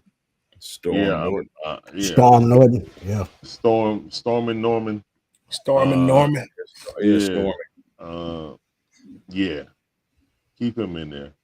If y'all put McGarry back in there just because he's making more money, and you see Ritter looking like a scared kitten back there, then and he ain't getting no time or not enough time, then just eat it. You got to eat it. I'm sorry. Not sorry. So y'all feel like that if you put Storm in that starting right tackle, that he would be better than McGarry as the season goes on? I'm not sure, man. I just know that that's the most comfortable I ever seen Desmond Ritter in a professional Atlanta Falcon uniform. Yeah. And that's fair. Why I'm going to change that. All right. You know what I'm saying? Like, I know y'all done paid a lot of money to this guy, but just like Todd McClure said on that excellent interview that you guys had with him, maybe without throwing any stones and shade at the organization, just maybe he's a guard. Yep. And he turned it around and said, I didn't have the feet to play outside. You got to be real special to play outside. And that's how he put it. Maybe McGarry, the way he plays, a road grader, he needs to be inside, in the middle, inside. Now, the only thing about that is he ain't gonna have Chris Lindstrom trying to block his man and his own man anymore, and that's why Chris was looking bad, guys. He's sitting over there worried about his man and McGarry's man. Yeah, we talked about that, me and Smitty. Yeah, so I mean, it all goes together, man. When the offensive line found a rhythm together, especially in the passing game, man, you really don't want to break that up. You know what I'm saying? And even if he's not as dominant as a run blocker as McGarry, us giving up, like him being a turnstile, is a problem. And just like Mud Duck said, you have to be able to pass block. You just can't be a run blocker. You have to be able to pass block. Especially in today's NFL. You can get away with it in the 80s and the 90s. Exactly. Oh, because that man feet, he got feet of stone. He really do, man. No, he's slow. He got slow feet, seriously. But they drafted an offensive lineman, so they have a choice whether they want to switch him inside or outside, because Bergeron played tackle, so he can go back out to tackle. Or you could switch Jake Matthews back to the right side. He played the right side in college. And put Bergeron we got to draft his replacement. We got to draft Jake's replacement, though. Don't you? He getting long in the tooth. Yeah. We got to draft. Well, Jake Matthews, of all the used cars on the lot, he was the best one we could pick up for the price we wanted to pay. So, I have to have to let him have that. But Desmond Ridder helped himself immensely last Sunday. Now, whether that's going to translate into future wins, that's on him. And unfortunately, that's so sad, because he's not going to get any coaching here. He's going to have to make his way himself, and whatever it was that Jason Palmer did for him, because now I did see that this man has an arm.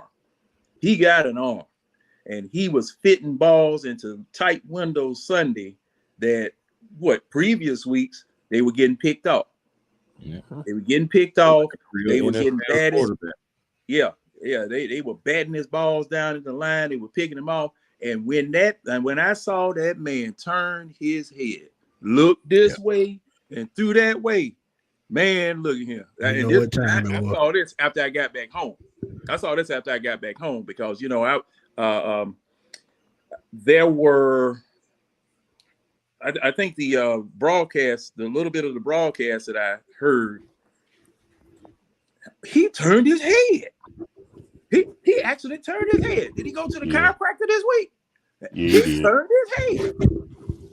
Hey man, wasn't staring down those receivers, man. And see, that's the thing. That was the thing I used to get at about Matt Ryan. That was one of the first things that Kyle Shanahan did for him. Stop staring at the people you getting ready to throw to. You're drawing all the defense to these people. And once you start doing that, it was the same thing with Brock Purdy out there in San Francisco. Brock Purdy, he got it down to a sign. He'll look at his doggone shoe and then throwing the ball, man, open as a Waffle House. All open. So I just wish the best for the young man. I just really wish the best for the young man. He between a rock and a hard place, man. So what's y'all's expectation for Ridder going forward? Since he's already kind of came up here a little bit after the last game, do y'all kind of expect him to stay here, or now does he not have the leeway to teeter down a little bit? I mean, he can teeter down a little bit, but I'm not, I'm not expecting 300 a game. This game I can still see roughly 240, 250 though. That's not far-fetched against this defense, the Commanders team. So, like I said, he doesn't have to throw 300. One thing he has to do though is make sure he takes care of the ball like he did last game. Make sure he doesn't turn the ball over. And the offensive line, they just need to make sure they keep him upright. It was 0 sacks last week, so keep him upright, and I believe he'll be all right. Me personally, really gonna go as good as the game plan goes from Arthur Smith. That's just how I look at it. Washington has on paper some good pass rushers. Let's see if McGarry's gonna be in there. Mm-mm. I don't know. Oh my goodness, Travis Hunter just got cooked for a 60-yard touchdown. They coming back. But yeah, my bad. That's about it for me. Ritter and Arthur Smith are hand in hand, handcuffed. I mean, it's true. Boy, how apt a description. Mm, Handcuffed, jailed, incarcerated, locked up. I'm locked up, won't let me out. Confined. But welcome to the Screen Machine, folks. The roller coaster gonna go up, and the roller coaster gonna go down. And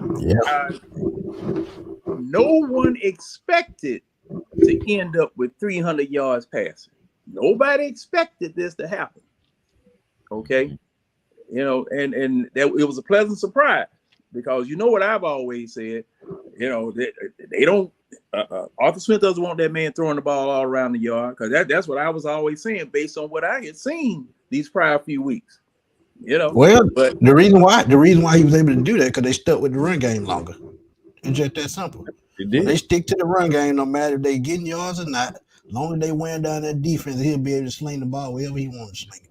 And you got to think about all the weapons that he has. He spread the ball all over the field to 7 different receivers. Instead of eyeing down Kyle Pitts, instead of eyeing down Drake London, instead of eyeing down Bijan Robinson. He was going through his progression like he was supposed to, and he was fitting the ball in those tight windows like he was supposed to. So, definitely utilized. Yeah, right. and see, that's my question. That's the first question I asked tonight. What happened between last week and this past week 4 last and last week? I give y'all another example. I bet Arthur Blank had something to do with it. Arthur Blank probably told him, you better get it together, because this is the 3rd year of this plan. I explained that before. So y'all get in that film room, y'all figure out what y'all need to do. Y'all get it together, and hey, y'all win some football games. And Smitty, I got to agree with you. And I got to agree with you, Smitty. Excuse me, boss. Go ahead, man. I don't mean to cut y'all. Go ahead. I was just saying about you got to keep Ritter comfortable, man. And that's what they did as well, by getting in the film room, getting back to things that he is comfortable with. You know, you can't have him back there just, so getting sacked all over the place like he was being in the previous weeks, man. So keep him comfortable, keep him clean, and keep his pocket, right, and he'll be good to go, man. Like I said, but see, this is the thing. Some of those sacks were on him. Yeah. Some of those sacks were holding the ball too long. Yeah. Some of those sacks were on him. And see, like I said, all right. 100%. Now, okay. I think I was one of the first persons to put up the time to throw chart. And I'm glad everybody else is starting to use it or misuse it. I'm glad everybody else is starting to use it, misuse it, and see what the chart says. Okay. Ritter has had 2.4 seconds to throw. All right. Now, in any NFL, on any NFL team, 2.5 seconds, anything after that is too long. You're supposed to be either running or throwing that thing away or finding somebody to throw the ball to. Ritter was back there making biscuits, threatening to throw. And while that was happening, the line breaking down, they just tie him up, hit it. All right. So now, between last week, because see, this was happening all in London week 4 last, but this week, it was a night and day change. It was a night and day change. I'm just interested, just like Smitty said, there was probably some threatening going on at the business level, but I wanted to know what happened at the player and the coach level to change this up. That's what I really want to know, because see, Yeah, like I told you. Now, last week I started to go up the Flowery Branch with my bullhorn and just holler out all up there around them police. Tell your quarterback to stop staring at receiver. You're gonna get locked up. I'm talking about. Hey, now I've done it before. I did it with Dan Reeves one time because he was messing up. But I'm serious, man. This man, the opinion of Desmond Ridder changed just like that after that performance Sunday, all over the country. All of your sports pundits or whatever. Now they weren't overly effusive in their praise of him, but it changed. The narrative changed. The narrative changed because he looked so good, and everybody was asking the same question I'm asking: what happened? How did this happen? Plus the fact, did you guys notice that he wasn't sticking in one spot in the pocket, that he was moving around in the pocket and moving outside of the pocket, doing various things?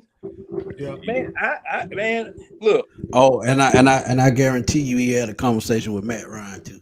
I guarantee that. And for what? Because they help him read the field. Read the field. Matt Ryan, look, Matt Ryan forgot everything he was taught in 2018 and 2019 when Kyle Shanahan left, because before he left here, what was he doing?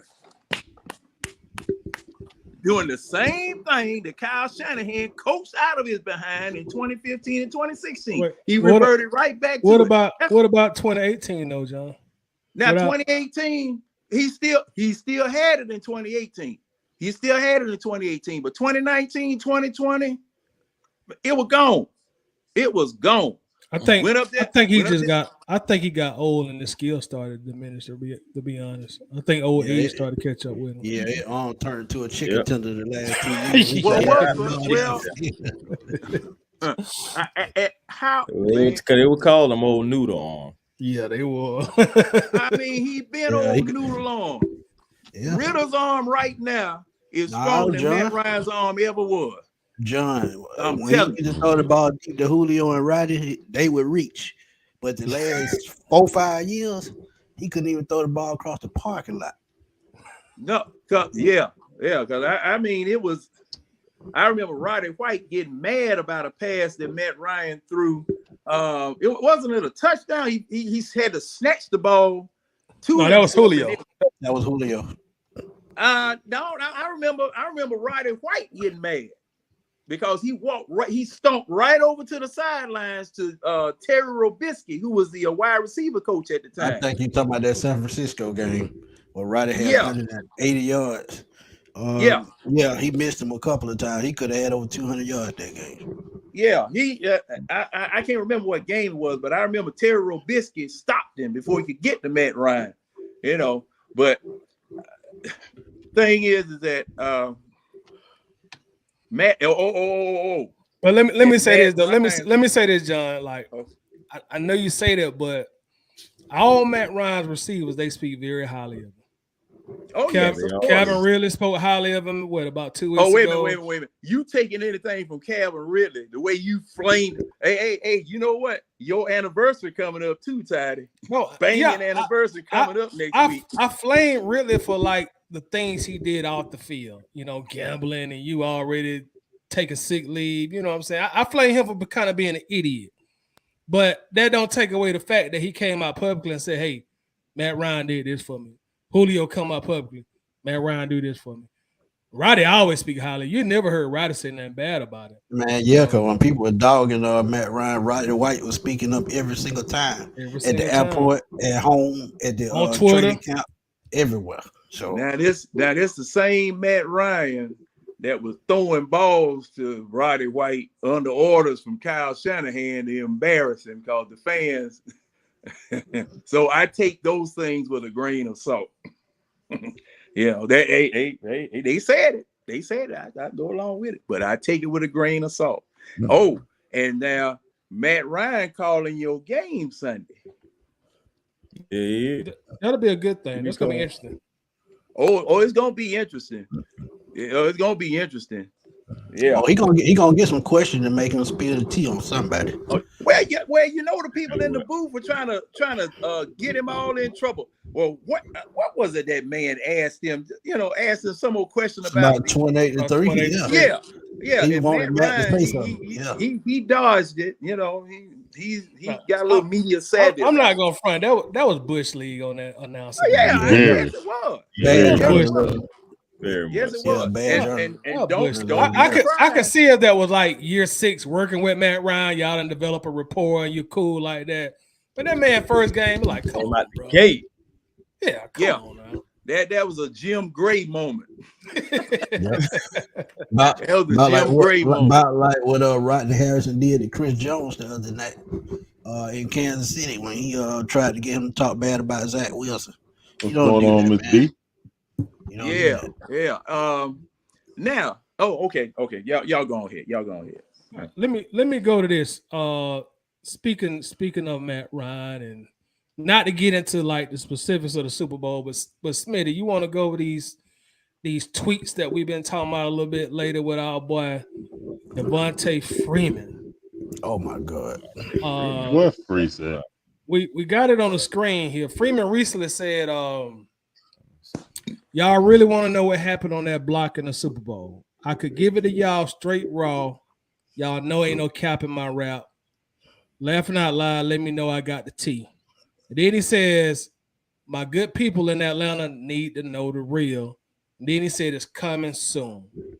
And then he later deleted most of them tweets. So y'all want to dig into this? To be honest, man, I wouldn't even be paying this no attention because he's just still trying to stay relevant. Let's just be real about it. His career is over, and whatever happened in that Super Bowl, just let it rest. If nobody else has said that, hey! What was all that gratuitous applause coming? Nah, man. It's water under the bridge, man. Let it go. Man. I mean, we really ain't even studying. I feel like most of us are pretty much done moved on by now. Is he technically retired yet? Not technically. I know of. This is what he's not just officially. I don't believe. Is he about to start a podcast or something? About something. Probably so. See, I don't know. Help him out writing his book. Okay, now I don't know. However, I do want to hear what he has to say. I just want to hear what he has to say. Now, all of this, like I said, I'm gonna reach out to him and we're gonna make that happen because I want to know too. Yeah, I want to know. I want to know. All of this teasing and stuff. Hey man, this ain't National Enquirer TV. This is not TMZ. Tell what you know or shut the hell up. I agree, John. I don't like send up here. All right, you almost got it. Here you go. Wait a minute. Right. You can't get I'm too old quicker than that. Yeah. Hey man, I'm too old for all that now. I don't need to be teased. You don't need to, we don't need that. If you got something to say, you need to come out, say what it is that you got to say, and let us put the questions to you and find out why did you, if you going against what it was that you said, because at first you said it wasn't your man to block. Then you change your tune and say, I made a mistake. Now you talking about, I got the tea, I got the information, I got this and that. Just like you said at the bottom of that screen right there, it said nobody made him miss that block. That's the God honest truth, and that's the end.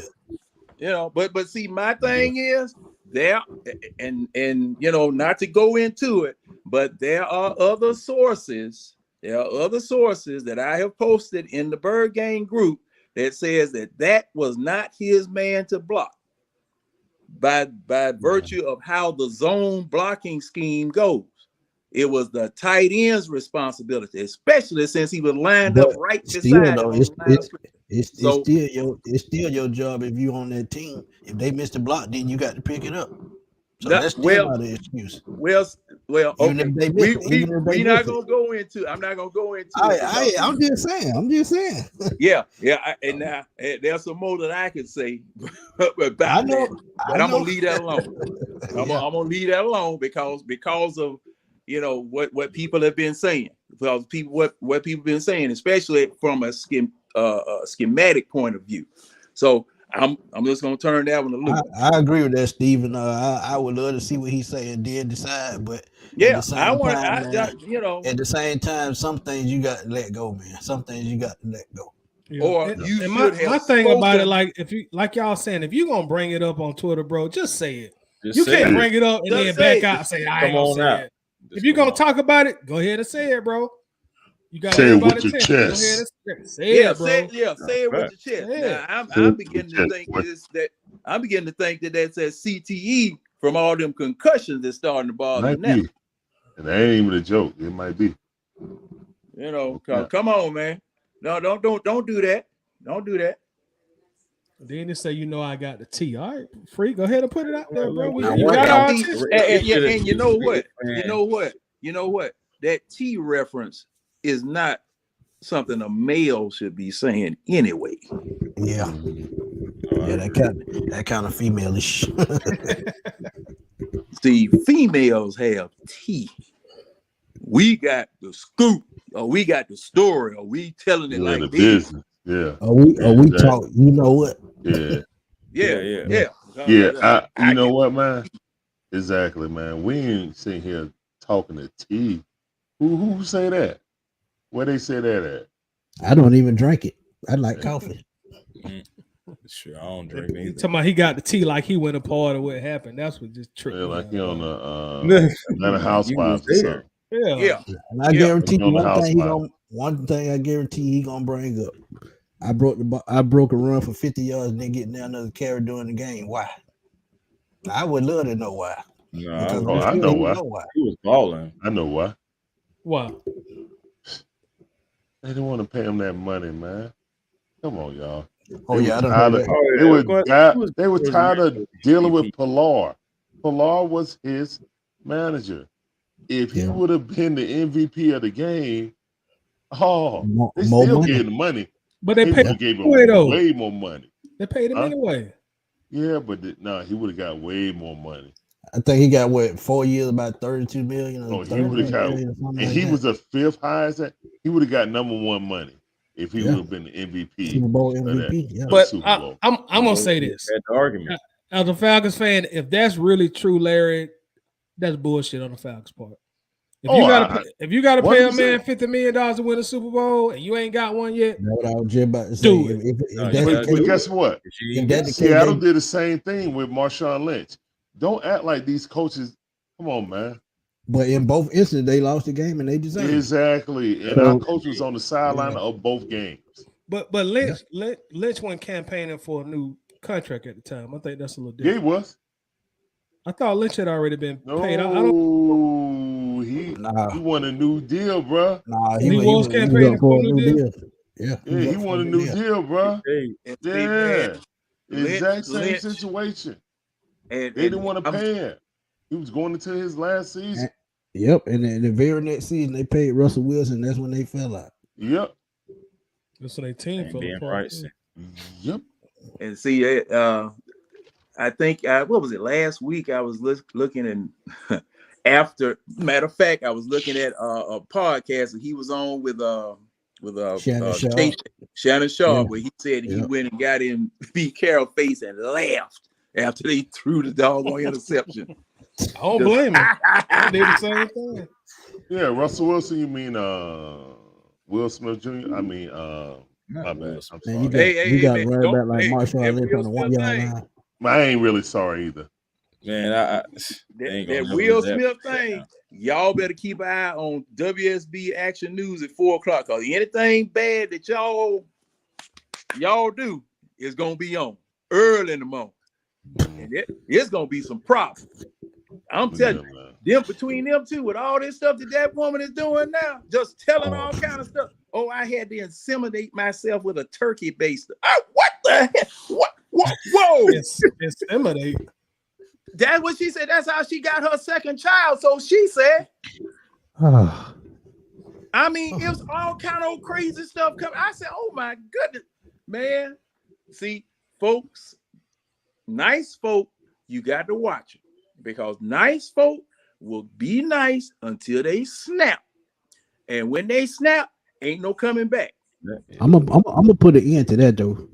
Jada Pinkett showed herself on the Inkwell. Y'all remember that movie, The Inkwell? When she was going with Lorenz Tate in the end, he ended up finding her with another dude. That's Oh been yeah. That's been Jada Pinkett from the jump. So Yeah. Well, yeah. See, I mean, this situation here. Now, I've heard of ugly divorces, and I've seen some ugly divorces.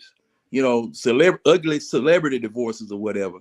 But this is heading down a rabbit hole that I've never been down here.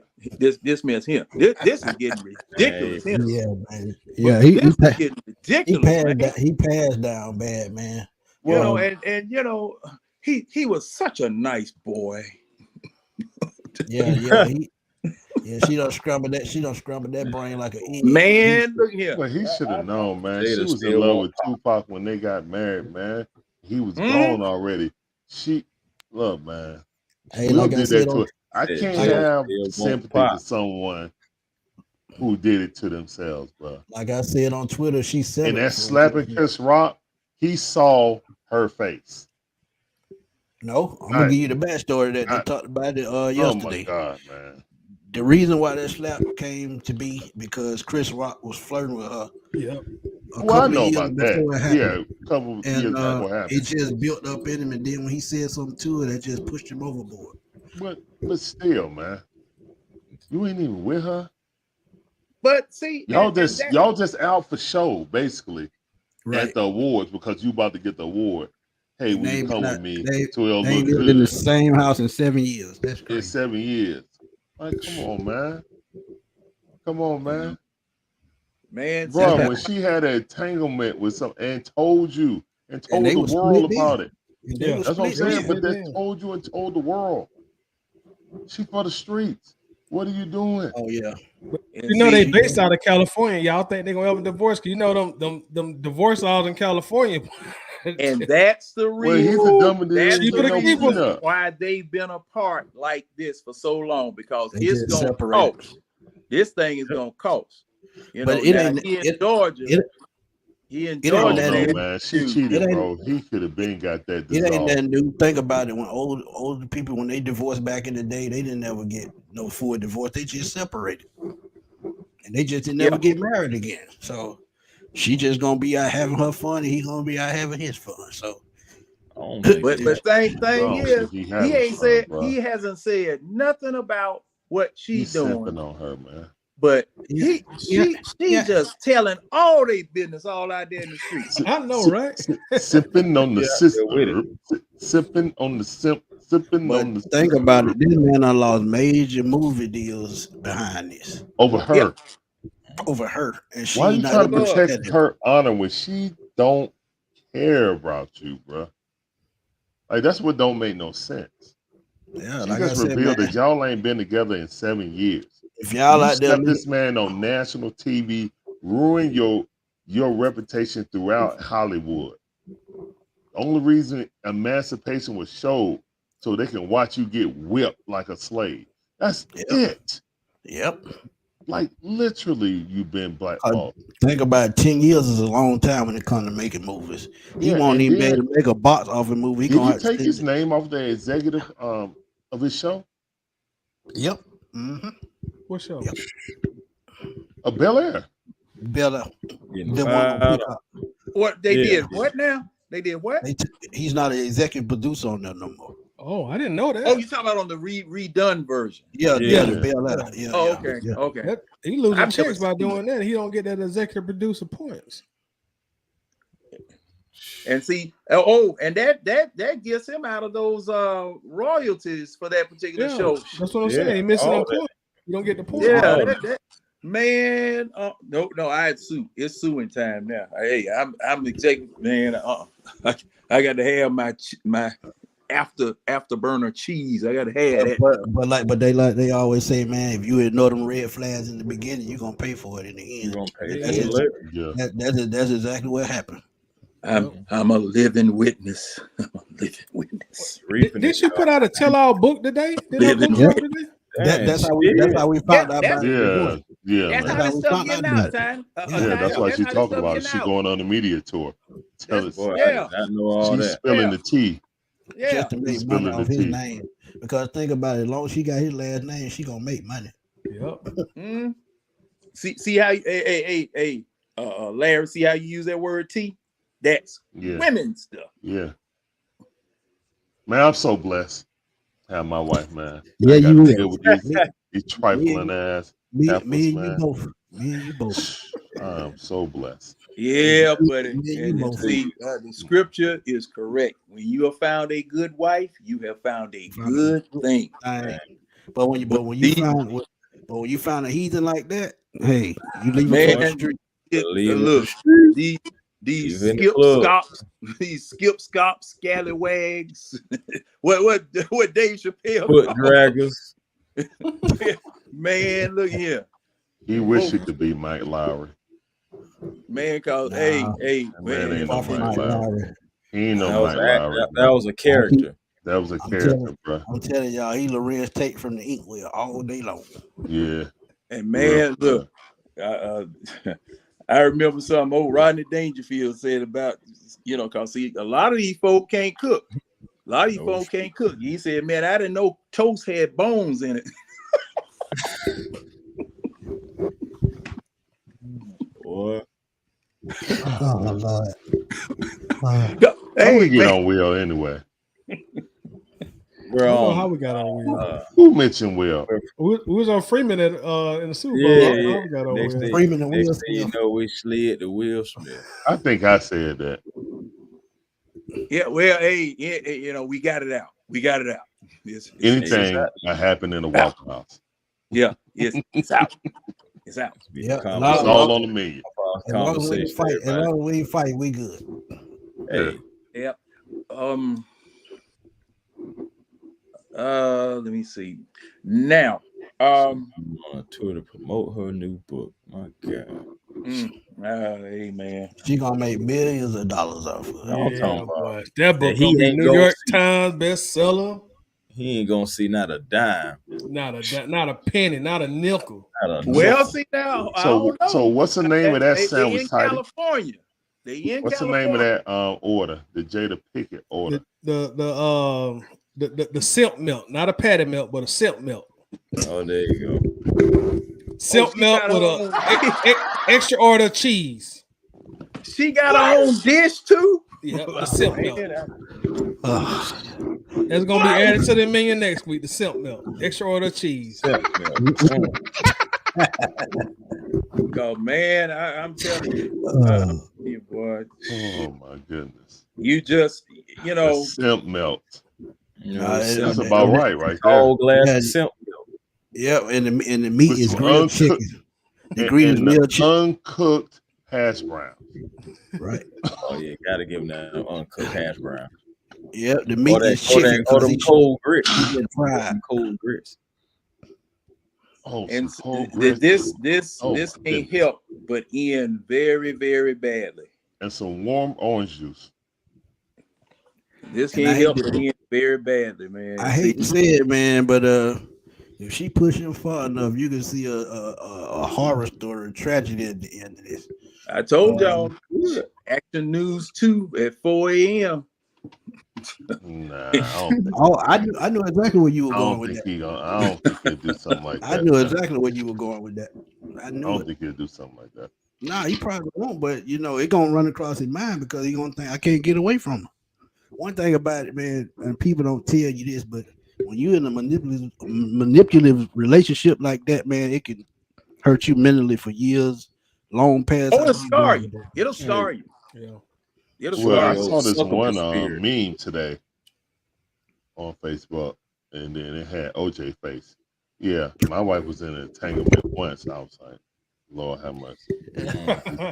These people got no shit. The juice is loose. OJ said, my wife was in an entanglement once with his eyes going like this once. I'm like, oh my God, these The people ain't got juice no is shit. officially loose.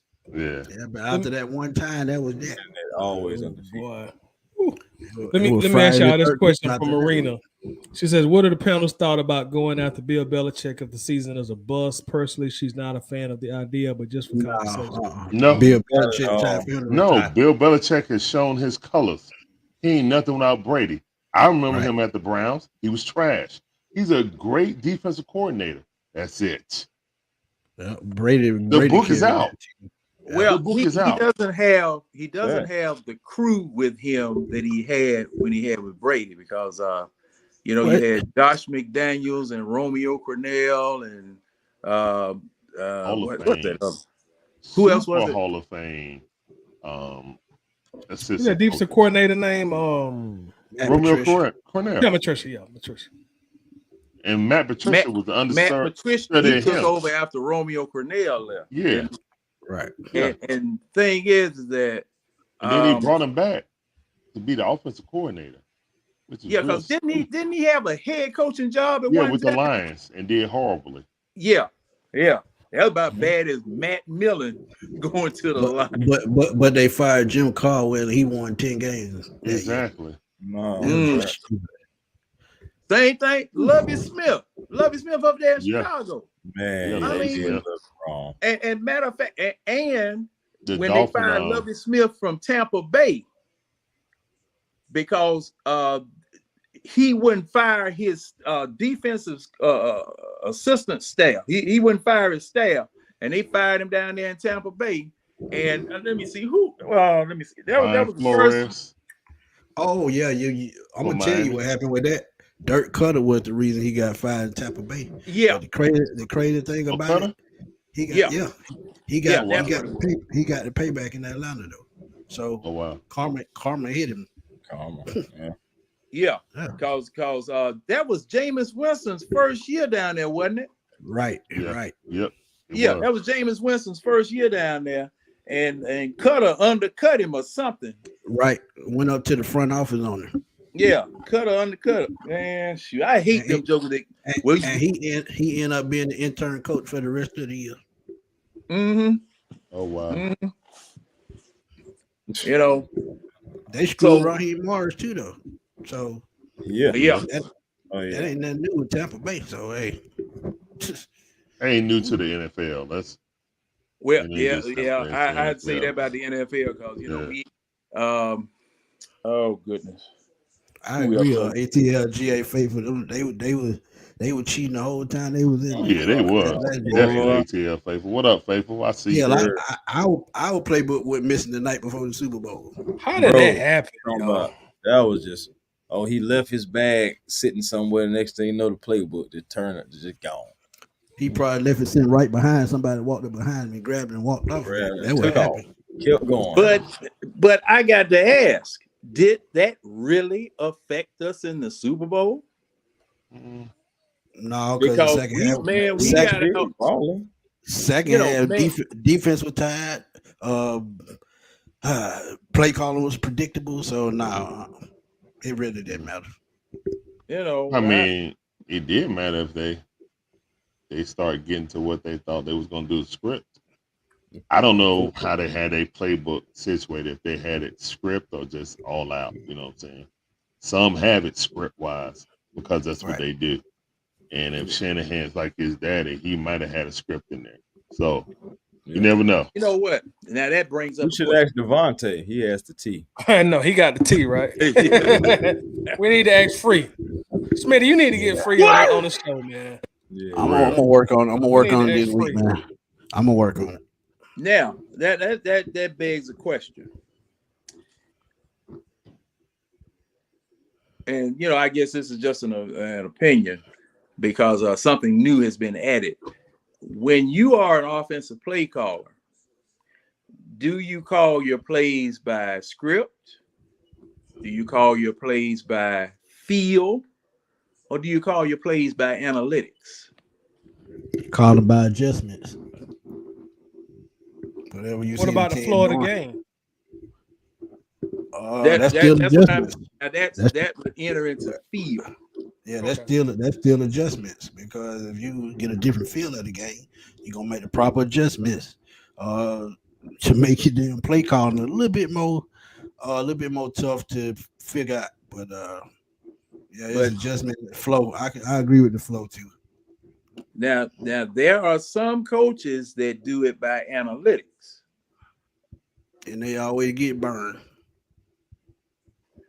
Now, Because if that the case, this Sunday, I already looked up the stats and I got it wrote down over there. The Washington Redskins dead last and giving up sacks to the quarterback, and we only have 5. They 24th against the run, 21st against the pass. So that tells me that analytic wise, the Falcons should get at least 400 yards total this week. So analytics will burn you every time. Yeah, got to go out there and play the game. More and more people in basketball as well as in football are using analytics in their play call. Definitely basketball. Yeah. And you know, and I agree with you, Smith. I agree with you 100%. You know, you've got to have someone that's there that can feel the flow of the game and call the game based on the field, especially on an offensive coordinator. Right. Especially an offensive coordinator, because as well as giving your quarterback the freedom to change the play based on what they jump into after you relayed the play to him. Because a lot of times, you know, okay, all right, I see this tendency and they doing this or whatever, and then you call the play, give it to the quarterback. Quarterback gets to the line of scrimmage, they change everything up. Now you see a lot of times they catch the quarterback off guard and everybody off guard. Time out.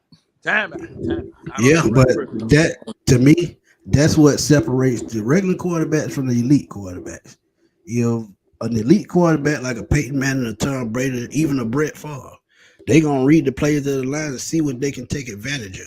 If they find something they can take advantage of, they gonna switch it up right then and there. That's what make the elite quarterbacks elite.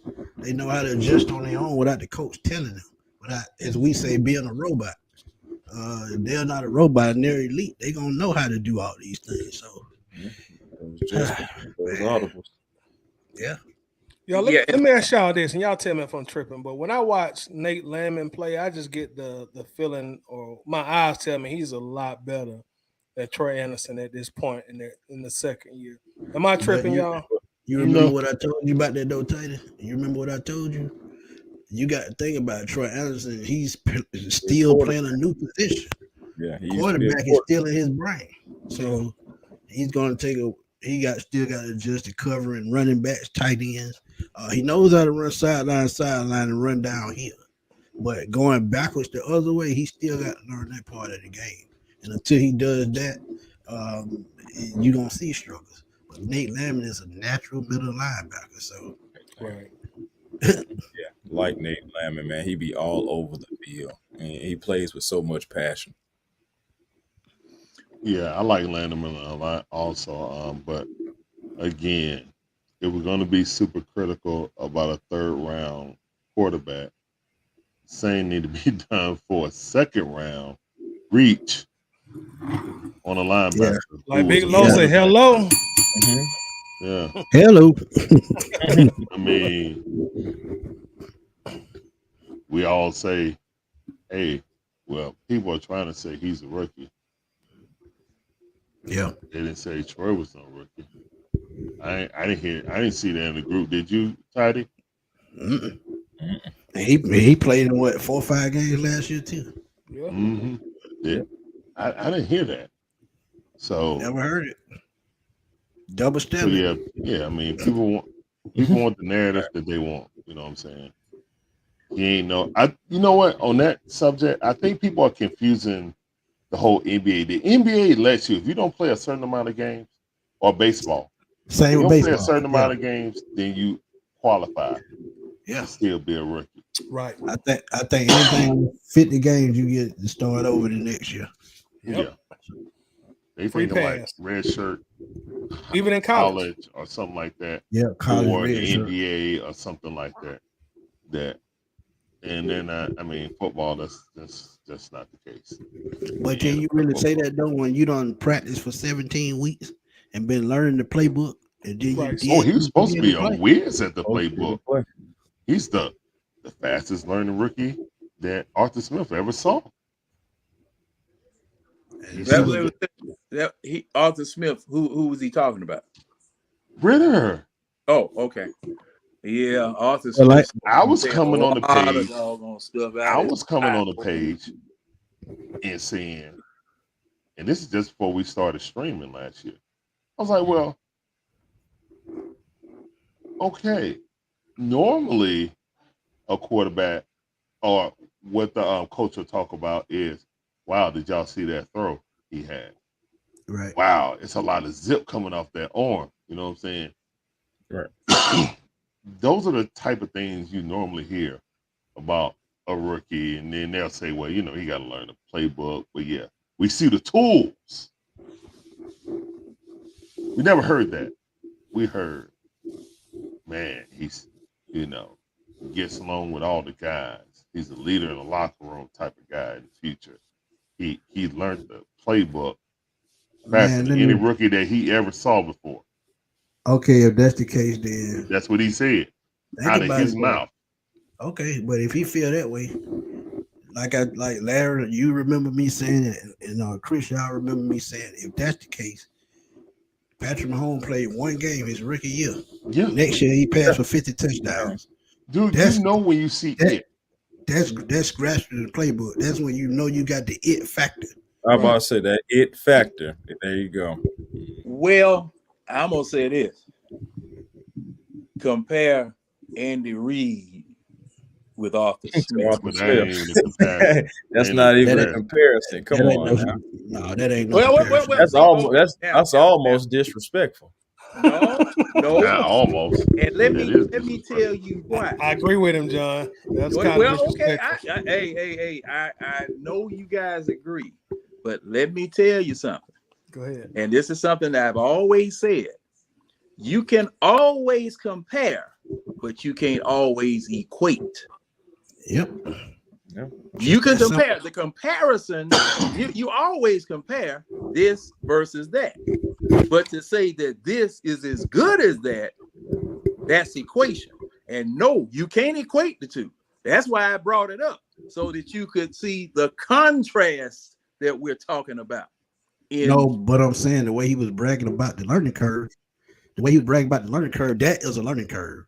17 games, only playing one game, and then the very next season, you throw 50 touchdown passes. Who does that? Yeah, because of who was coaching him. You know, there's some natural talent there, no doubt. Because see, that's why I always bring up the Brock Purdy situation. Mr. Irrelevant. That's a great system fit. That's all that is. Well, thing is that Trey Lance couldn't pick it up. That's all I was saying. Great point, John. Hold on. Great point, man. Because think about it though, because Trey Lance was in a different type offense. He fits an Arthur Smith offense better than he do a West Coast offense. No matter if he got an arm or not, he's not no accurate pocket passing quarterback. He's a scrambler. Scramblers usually don't fit well in that offense. Well, now, Smitty, we're running the West Coast offense too. We're running a version of the West Coast offense too. Okay, so our West Coast offense must be way out in Hawaii somewhere, because it definitely ain't on the West Coast. That's what Arthur Smith learned. Damn, wrong there. He's part of Shanahan's coaching tree, if I'm not mistaken. This is the West Coast offense we're running. We're using the same blocking scheme concept, and we're using the same play calls. He must have got stuck at the root, because that's why Matt Ryan was so able to pick it up, and they picked him because of Matt Ryan still being here. Let me ask you this, and I know you can equate to this. Was it an apple tree or a pecan tree? It was a persimmon tree. Don't you look? Hey, Smitty, I done told y'all you can't play with the but I mean, this is what I'm saying. See, most of your offenses, you got three dominant systems out there. You got the Earhart Perkins, you got the Air Coryell, and you got the West Coast. And most of the teams in the NFL are running a version of the West Coast. Now they've tweaked it and adjusted it because, see, you know, in the initial West Coast offense, there was no shotgun. When Bill Walsh, when Bill Walsh introduced that, there was no shotgun. But people have integrated. It was actually an I formation back then. Yeah, at 3 wide receivers, a tight end, you know, 2 running backs. Okay, and you know, you threw out of that. Now you got like Andy Reid out there in Kansas City. Shoot, he got 5 wide receivers out there. He might have a doggone defensive back in the backfield, you know, running or whatever. But like I said, it's basically the West Coast offense. Everybody's running the West Coast offense. Now, some people are doing it better than others, and we happen to be on the low end of the totem pole. We have to be on the low end of the totem pole. So Andy Reid come from that San Francisco coaching staff, so that's why he's successful in doing it. He worked under those Bill Walsh and George Seifert and those guys, and that's why I'm saying that part of Mahomes' development, part of Brett Favre's development, all of those people's development is because these were former offensive coordinators that came from the offensive side of that coaching tree that grabbed that offense and made it their own. Yeah. Okay. Now, what we got, I told you, I did this joker here. There were so many mistakes that I saw that this man made when he first got here. First of all, that very first draft pick, and it just went downhill from there, as far as I was concerned. I know what you're talking about, John. What draft pick? We have McDowell's, and they got McDonald's, basically. Coming to America. Hey, let me tell you. We got McDowell's. Fuck you too. I can put it even better than that. Price of 300, Bentley Continental. Basically. Yeah, I mean, you know, and the only thing it has in common is it's got 4 tires on it. That's it. That's it. Rims. Yeah, you know, that's the only thing it has in common. Speaking of the number 4, let's go to the 4th overall pick in 2021, which is Kyle Pitts. Now, one thing that happened in our last game is we got Kyle Pitts involved in the offense very early. And this is coming back from there had been a lot of criticism about where's Kyle and what is he doing. But Arthur Smith made a point to get him involved in the game very, very early, our last game. Do y'all think that's the key to getting this offense really going and staying in sync, getting Kyle involved early and often? Should the offense be more Kyle Pitts-centric as opposed to be John-centric? Does that help out Desmond Ridder? I'm interested to hear y'all thoughts. I say yeah, because of our reputation. The little reputation we got right now is that we are a run-first team. Right. So we're going to have to pass to set up the run instead of the other way around.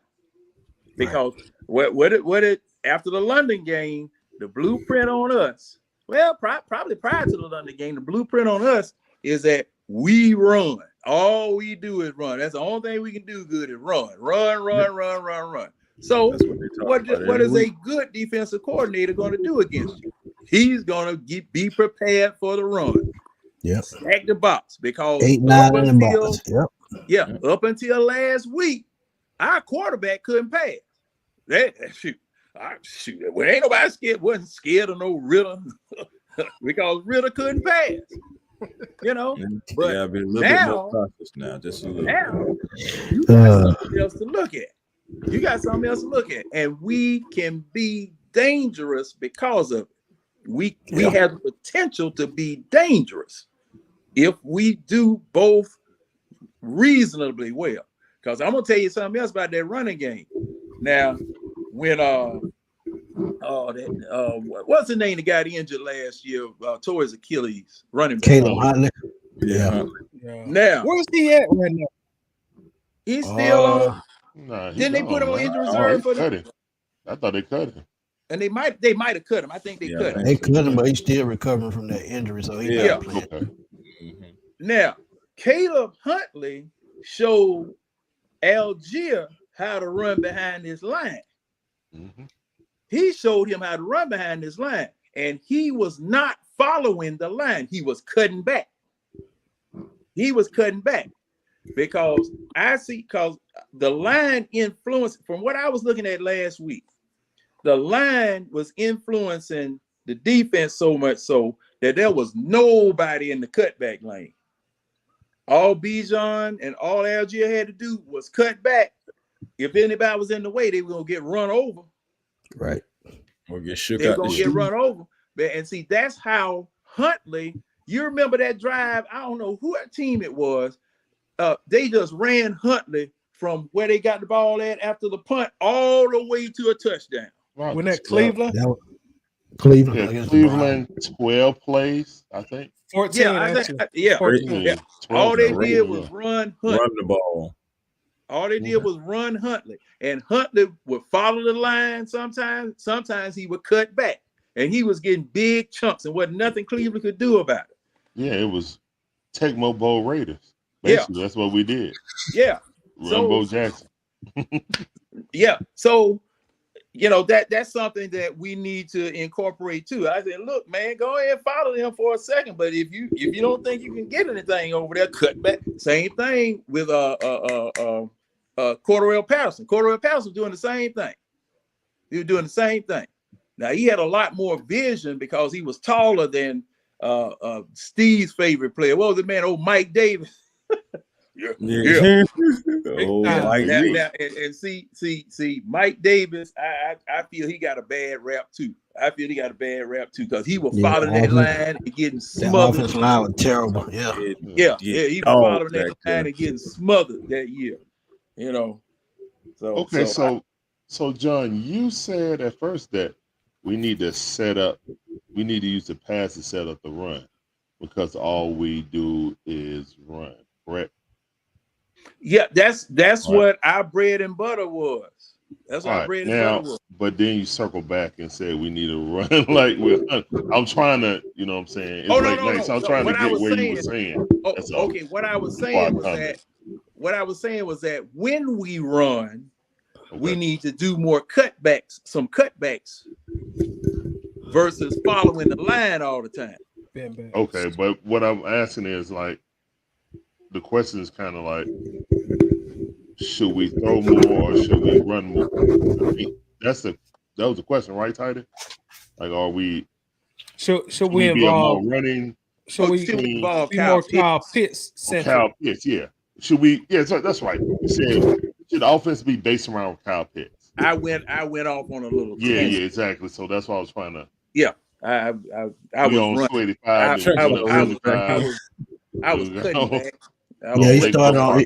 He started off on 285 and cut across 20. Got on Lakewood Park. I cut with all kind of ways. Yeah, I cut back. I'm still running. I'm still running. On the Kyle Pitts part, I think the offense runs best with the run, and we stuck with the run. That's why Kyle Pitts was open. Yep. So we need to don't abandon the run just because they put 8 in the box. Make them prove that they can stop it. Right. Play action works when you actually prove that you can run the ball. Like play action was not working against the Lions when you didn't prove that you can run. Like they started out that game with 4 straight passes. Yeah, that's what I'm saying. Like you didn't even establish the run. You coming out doing play action when you ain't even ran the ball yet. Oh my bad, you did run the ball. And throw one screen pass. Throw one screen pass, and now nothing during the game. But see, now Detroit, I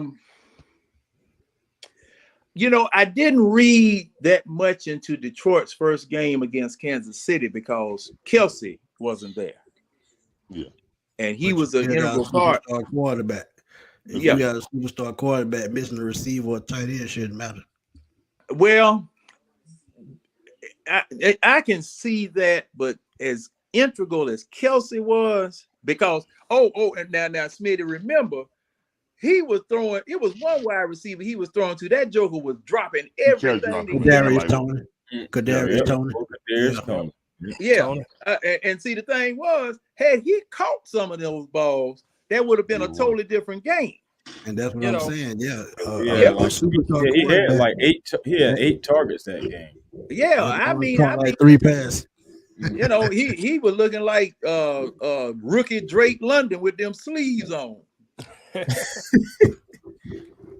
Because Ty, do you remember?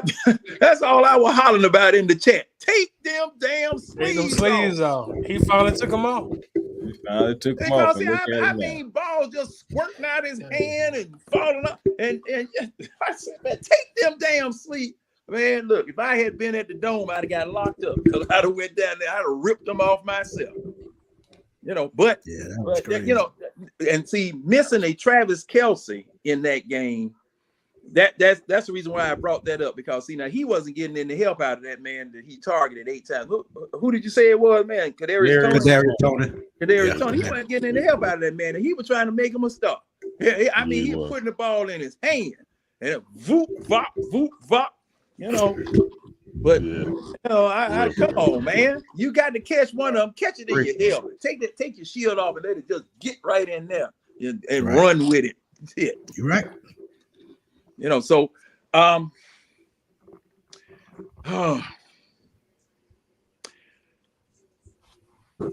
you know,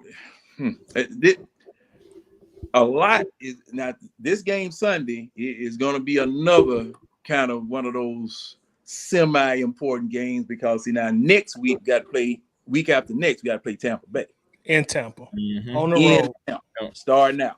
I'm gonna tell you, I'm gonna ask y'all this, and me and Chris and Larry talked about it already, about the pass rush and our need for another pass rusher. Who realistically can the Falcons go out and get to help that pass rush? Because as I look at their depth chart, they only have 2 pass rushers behind the starters. So you need at least one more in the rotation. Realistically, who can they go out and get? Is Hunter still on the table? Most likely, because the Vikings, by the time they reach Atlanta, they like 1-6. So and they already rebuilt because Justin Jefferson out. So for the next 4 games, no Jefferson. Yeah, I mean, they had to clear that cap space for something, man. I'm waiting for them to make that move. They didn't do that for no reason. Yeah, Frank Clark got because released. you got to remember too, Van Jefferson's still on his rookie deal, so he don't cost nothing. They got him. Will he play Sunday? They got him for a pack of flaming hot Cheetos and a Sprite. That's some Annihilator cherry. That's Annihilator cherry, right? Man, right. That sounds like an extinction event.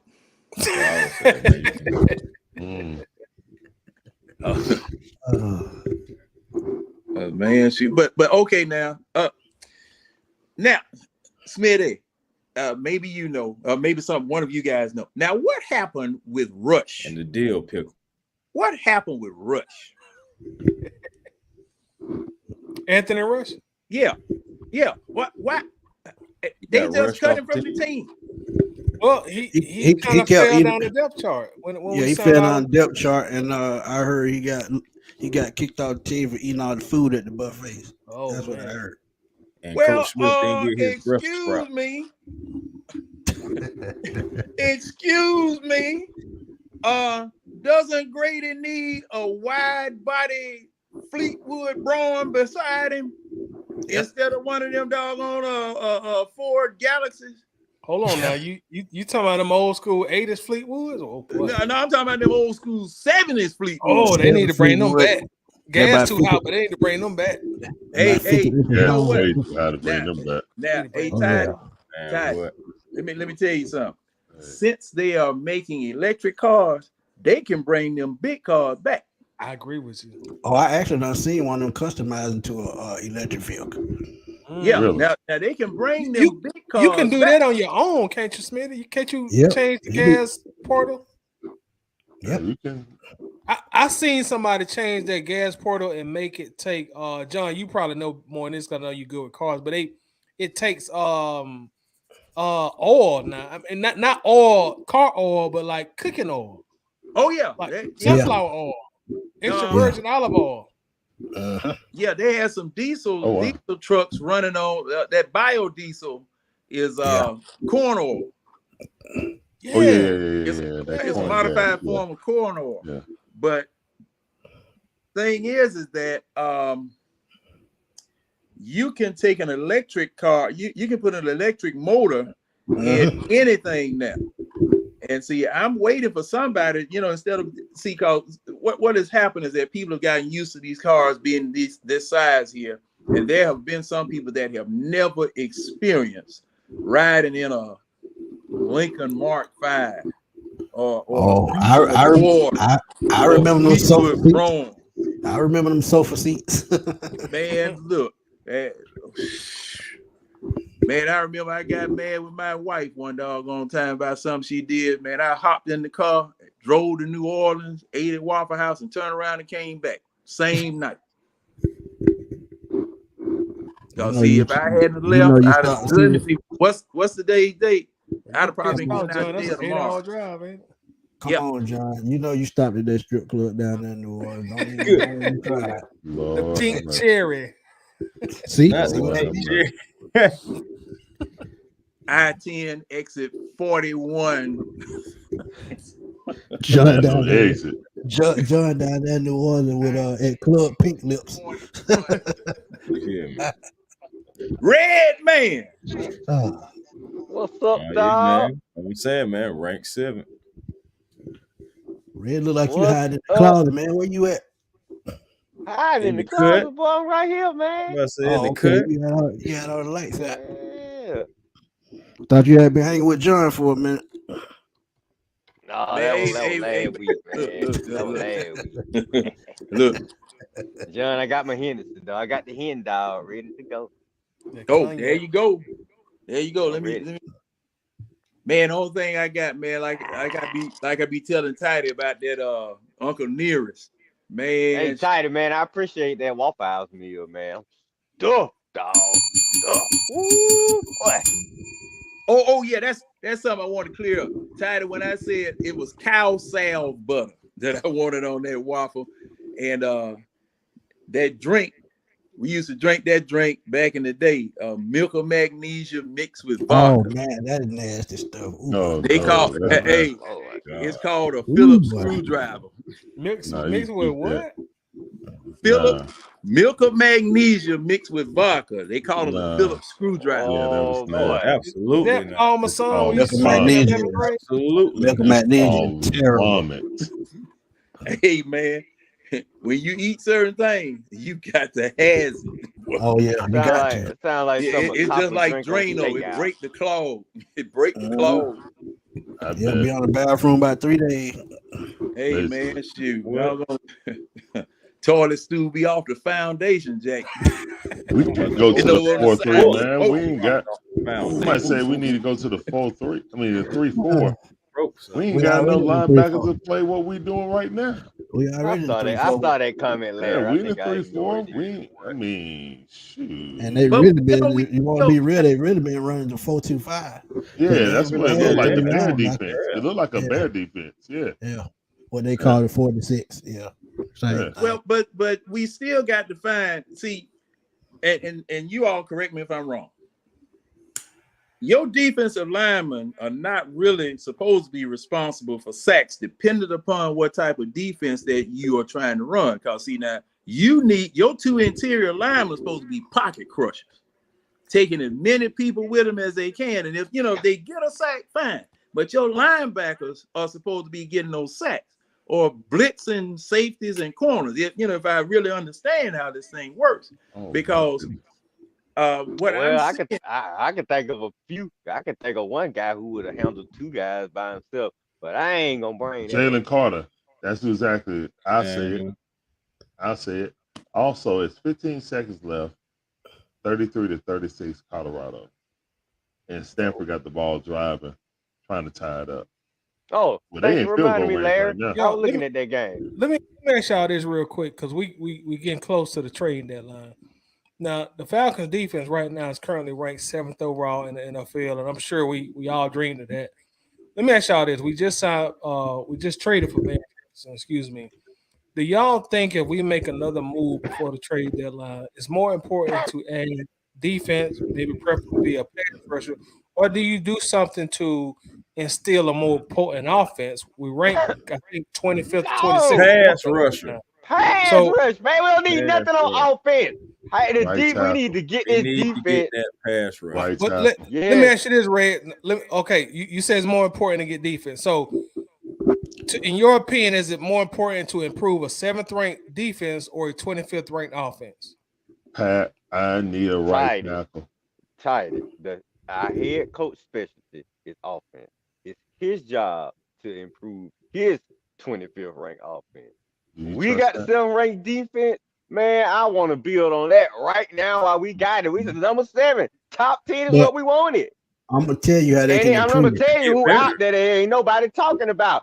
Denver just released Frank Clark. Why haven't the Falcons should have picked him up before Denver even got him last year? Now he out there and we wasting time again. Bring this man into the team so we can have an elite pass rusher. He going to make everybody better. Y'all just don't understand what a guy like that does for the defense, man. Red, you preaching to the choir because I said the exact same thing, man. I said the exact same thing. 8.5 sacks, dog. 13 and a half in the playoffs. Yeah, man. That's a game breaker right there. Two Super Bowl rings. So y'all say defense right now. 2 Super Bowl rings. Man, we good on offense. We progressing. It's all the job to keep us progressing. Hold on, Ray. Are we really good on offense though? No. We progressing, and it's all the job to keep us progressing because he got enough pieces now. Let me give you the numbers, Ray. We're averaging 16.6 points per game in 5 games. That's not good on offense. Well, no. We're progressing. Off the job. Does one game mean progression, or does that mean you just had one good game? With the defense we got. We're gonna be in every game. We just need the offense to make a few plays every game. I'd rather get a right tackle, man. Let me screenshot this. Let me screenshot this real quick. Yeah, save that. Getting the ball back. Screenshot it. I got you. I screenshot it. You improve that, man. We don't have the defense to play Baltimore. Oh man, what did I miss?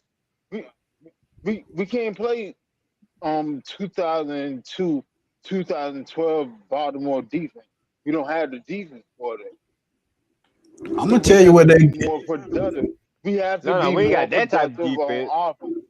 That's a great point, Winston. But think about it. If they blitz the defensive back a little bit more, sort of like a zone blitz scheme, I think you pick up on the sacks. Because if you got somebody on that back end that can cover with a Jesse Bates, don't blitz Bates, man. We need Bates protecting that backfield. Somebody like a Jalen Hawkins or somebody like even send Richard Grant ass up in there. Right. Even D off. So, or how about you get Helms ass on the field? I'm just saying Helms. Yeah. No. There's so many ways that they can go.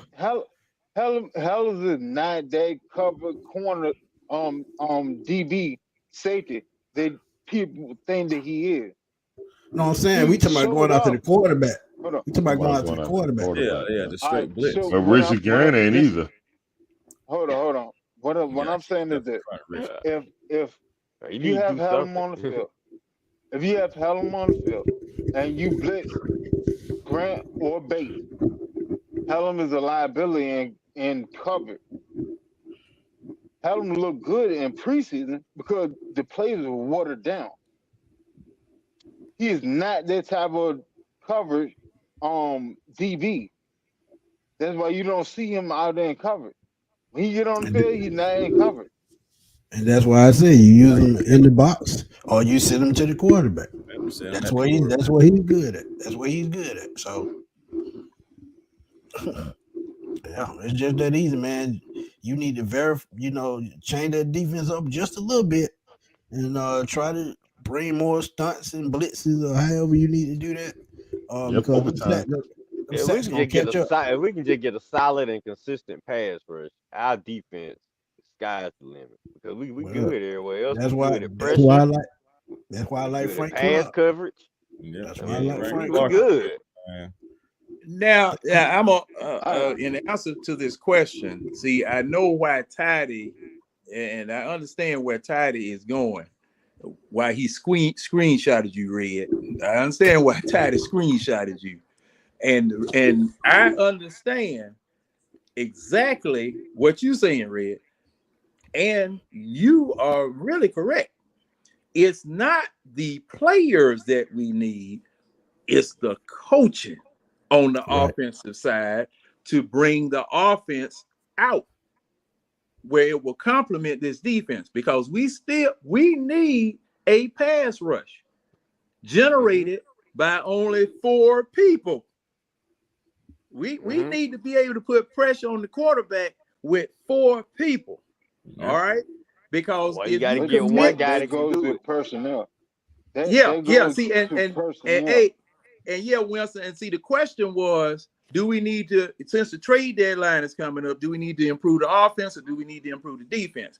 And I'm saying that we need to improve the defense with the with the trade deadline or some personnel that you can get, because see, you need, like I said, you need another wide body. What body is that? A body. That's what them big Cadillacs, Oldsmobiles, and Buicks. Deuce and a quarter, 98, or not old Bronco, 98. right beside Grady Jarrett. On one of them 66 Wildcats. Yeah. You need one of them right beside Grady Jarrett. You know, or rather, excuse me. I don't need to be talking about no car. You need a doggone 80,000-pound tractor trailer truck on all the way across that damn defensive line. John, let's be real. When Calais Campbell moves to the middle, he's way more effective than playing. Yes, agreed. Yes. I mean, why do they have this man rushing from around the cone? Because Brady got to get his snaps too. We have too many D tackles on this team. We do need a Chase Young or Hunter. But again, what is the leaking part of the ship? Now, I will say that I feel like our defense is a product of who we played against. We have to take that into account too, guys. Do we really feel like we had the 7th best defense in the NFL? It's been, but don't break. But yeah, I think it's more solid than top.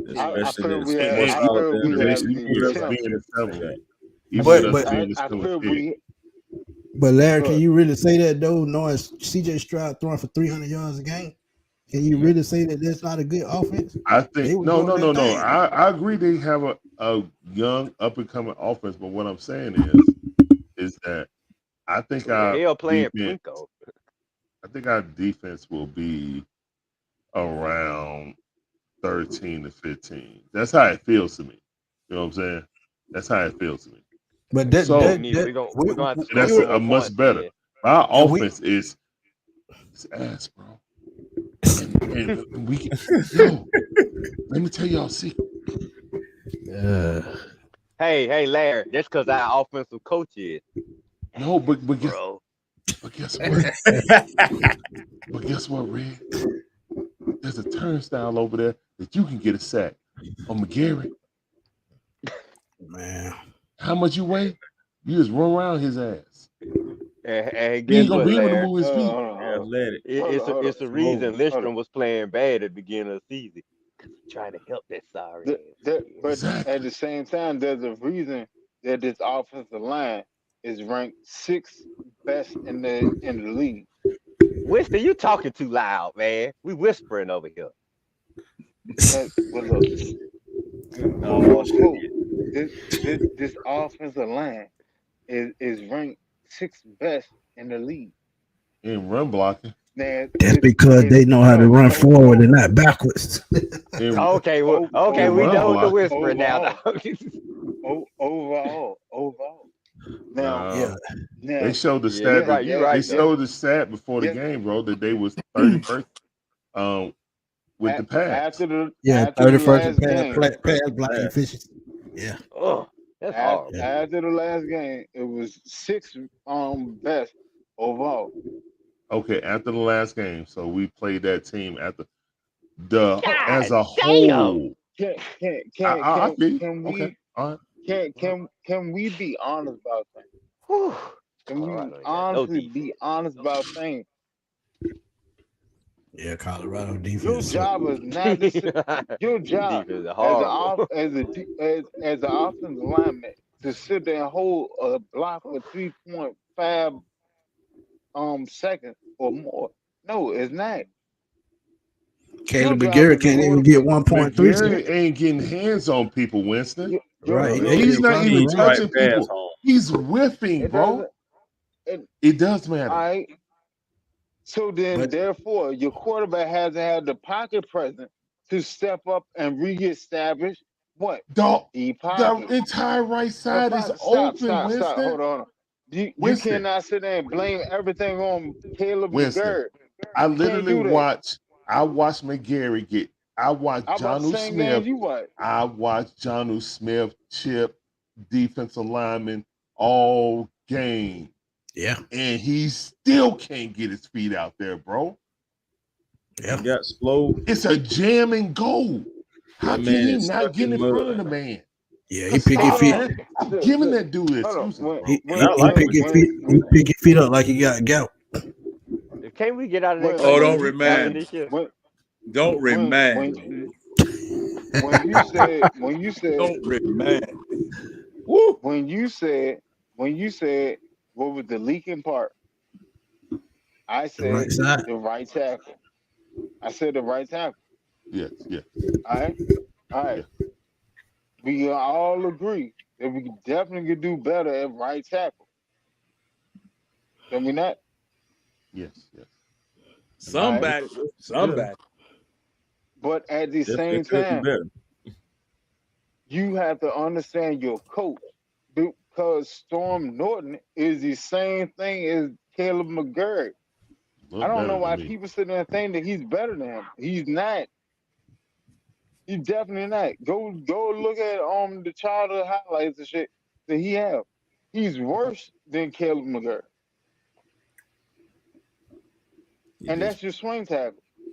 McGarry has That's allowed your only swing 2 tackle. sacks. That's what I'm saying. Everybody keeps sitting there trying to say that it's McGurk, but it's not really McGurk. He's doing his job.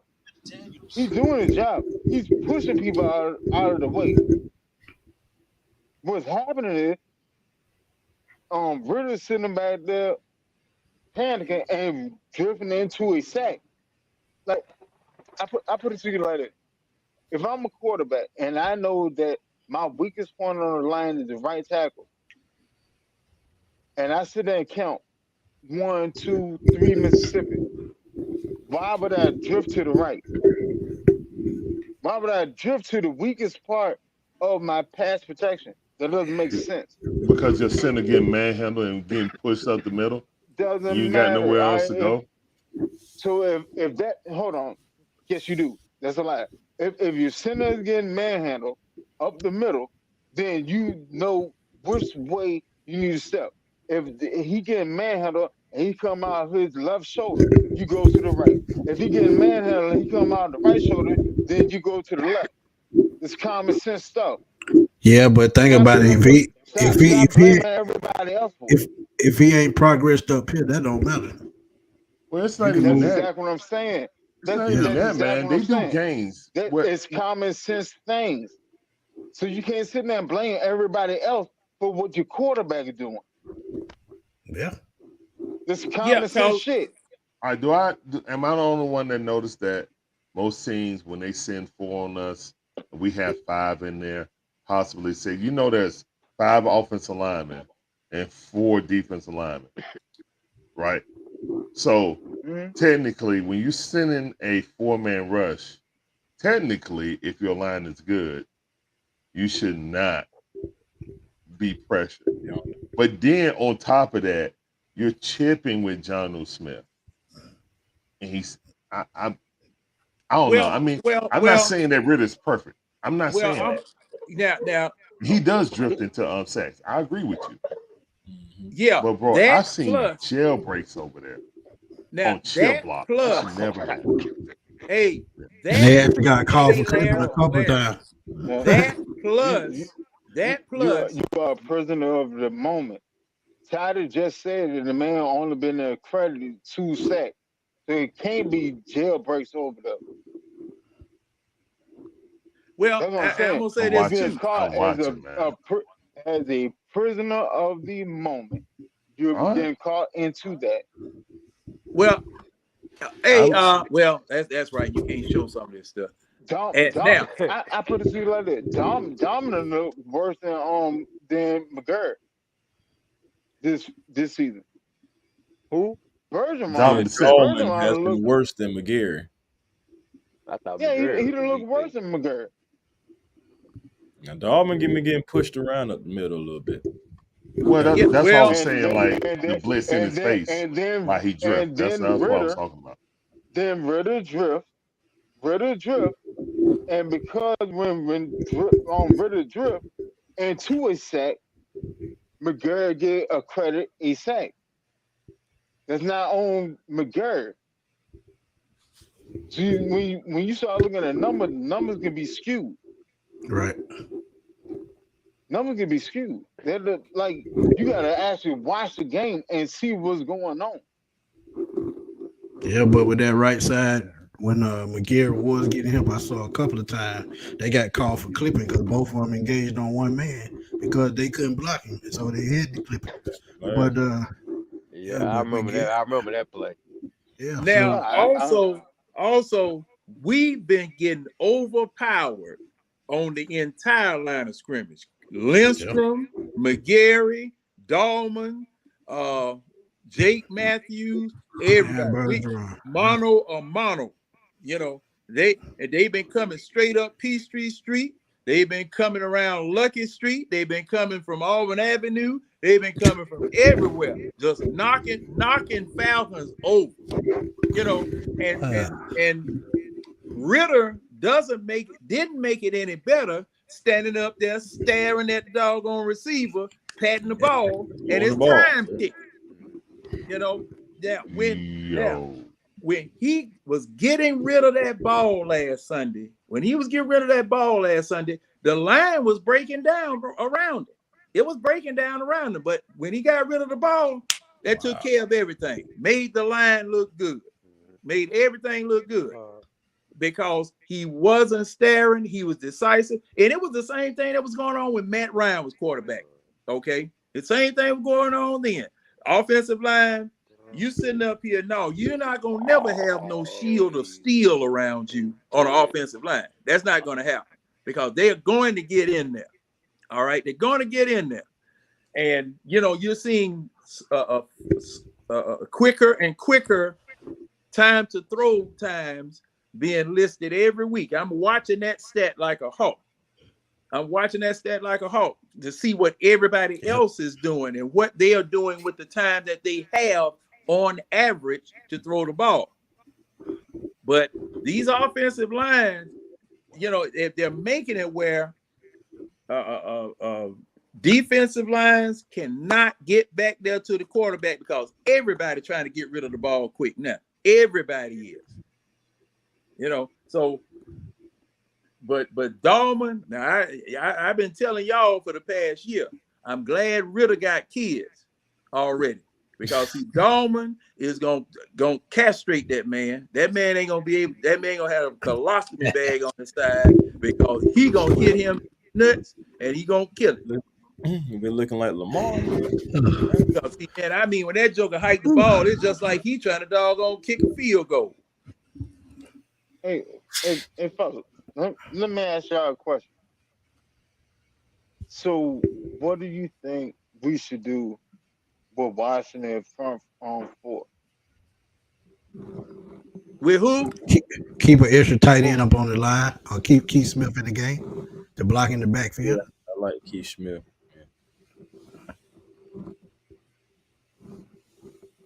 So block and release or stay back there? Stay back there. because you got Chase Young who's back to what he used to do. And yeah, Montez he's Sweat, fresh. but you got to think about those two dogs in the middle, Jonathan Allen and Jerron Payne. Both of them can get Jerron out to the Payne. quarterback I as worry well. about Sweat too. Yeah, Sweat got 4.5 sacks by himself. Yep. Yeah. And I'm telling y'all gonna see it too. Y'all talking about Caleb McGarry, but Chris Dahmer gonna catch hell. Drew Dahmer gonna catch hell this weekend. Trust me. He can't block neither one of those guys. Y'all remember how the Eagles did us the first game of the year when Arthur Smith first got here? They gonna look sort of like that game if they don't have the right blocking scheme set up, right pass protection, the right. If they only way they gonna beat Washington, they got to push them off the line of scrimmage early. If they don't do that, it'll be a long day. So that's what I'm saying. They gotta. Dahmer, in my eye, Dahmer best bet is the last on to whoever in front of him and follow. Damn. I'm gonna be Colorado finna honest. lose to the Just Stafford, pull man. him down. They lost. Yeah, they already lost. What's They lost. That's Yeah. crazy. Man, they lost. That's why I was sitting here going like Colorado this, lost. like, oh my God. Yeah, I seen the Yeah, pick. Shedeur sold. Yep. Yeah, I seen Defense, that pick. man. I'm like, This I don't know what defense is trash, boy. I don't know what he was doing. boy, Shedeur that need to defense. score some more. Boy, he talking about he need to recruit some linemen, man. You need to recruit a defense. I mean, Man, their dog, defense is bad, but They got a high school defense. Oh, yeah, yeah, they man. really do. they- They Now, defense. Single run lane. up and down the field on them boys, Terrible. even in overtime. Straight down the field. Colorado Colorado, they need they to had them line ball on about both 3 sides of the field. touchdowns. They had about need to 3 line up. touchdowns. They had them 29 to zip, guys. Mm. Wow. It Real. was worse. They lost worse than us. Sound like the Falcons. They Oh, it's a guy they literally need to crying they on need them. to line on both sides of the field. Yeah, So they they need got- the offense. Oh my Well, goodness. the recruiting call still going out. Deion said 1-800 Colorado. But a loss like that Come hurts on you out. too. 1-800 You help think me. they cost themselves a bowl game with this loss? No, a loss like that will cost him a recruiting. Oh yeah, you can't beat a team that bad. They ain't won but one Yeah, game. they were 1-4. Yeah, They were that's- 1-4, and you was beating them 29 to zip at half. Yep. But Lord, again, can't that's be doing no inexperienced. mess like that.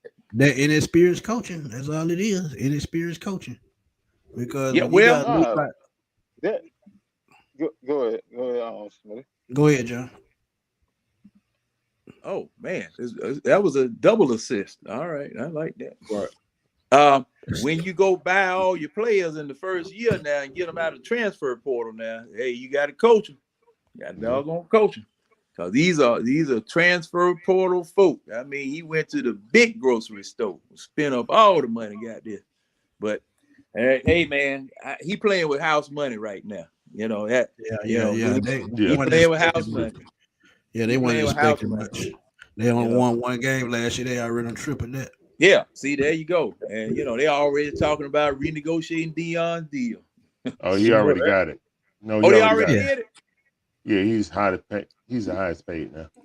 It's not official yet, but But they're gonna give it to him. Yeah, the boost is coming out the money. I mean, all the advertisement and stuff he done got for Colorado, they ain't had that in 30 years. So yeah, Man, them folk having $700 seats in the nosebleeds. yeah, exactly. Yeah. And it was sold out for this game too. That's why I hated it happened at home. Yeah.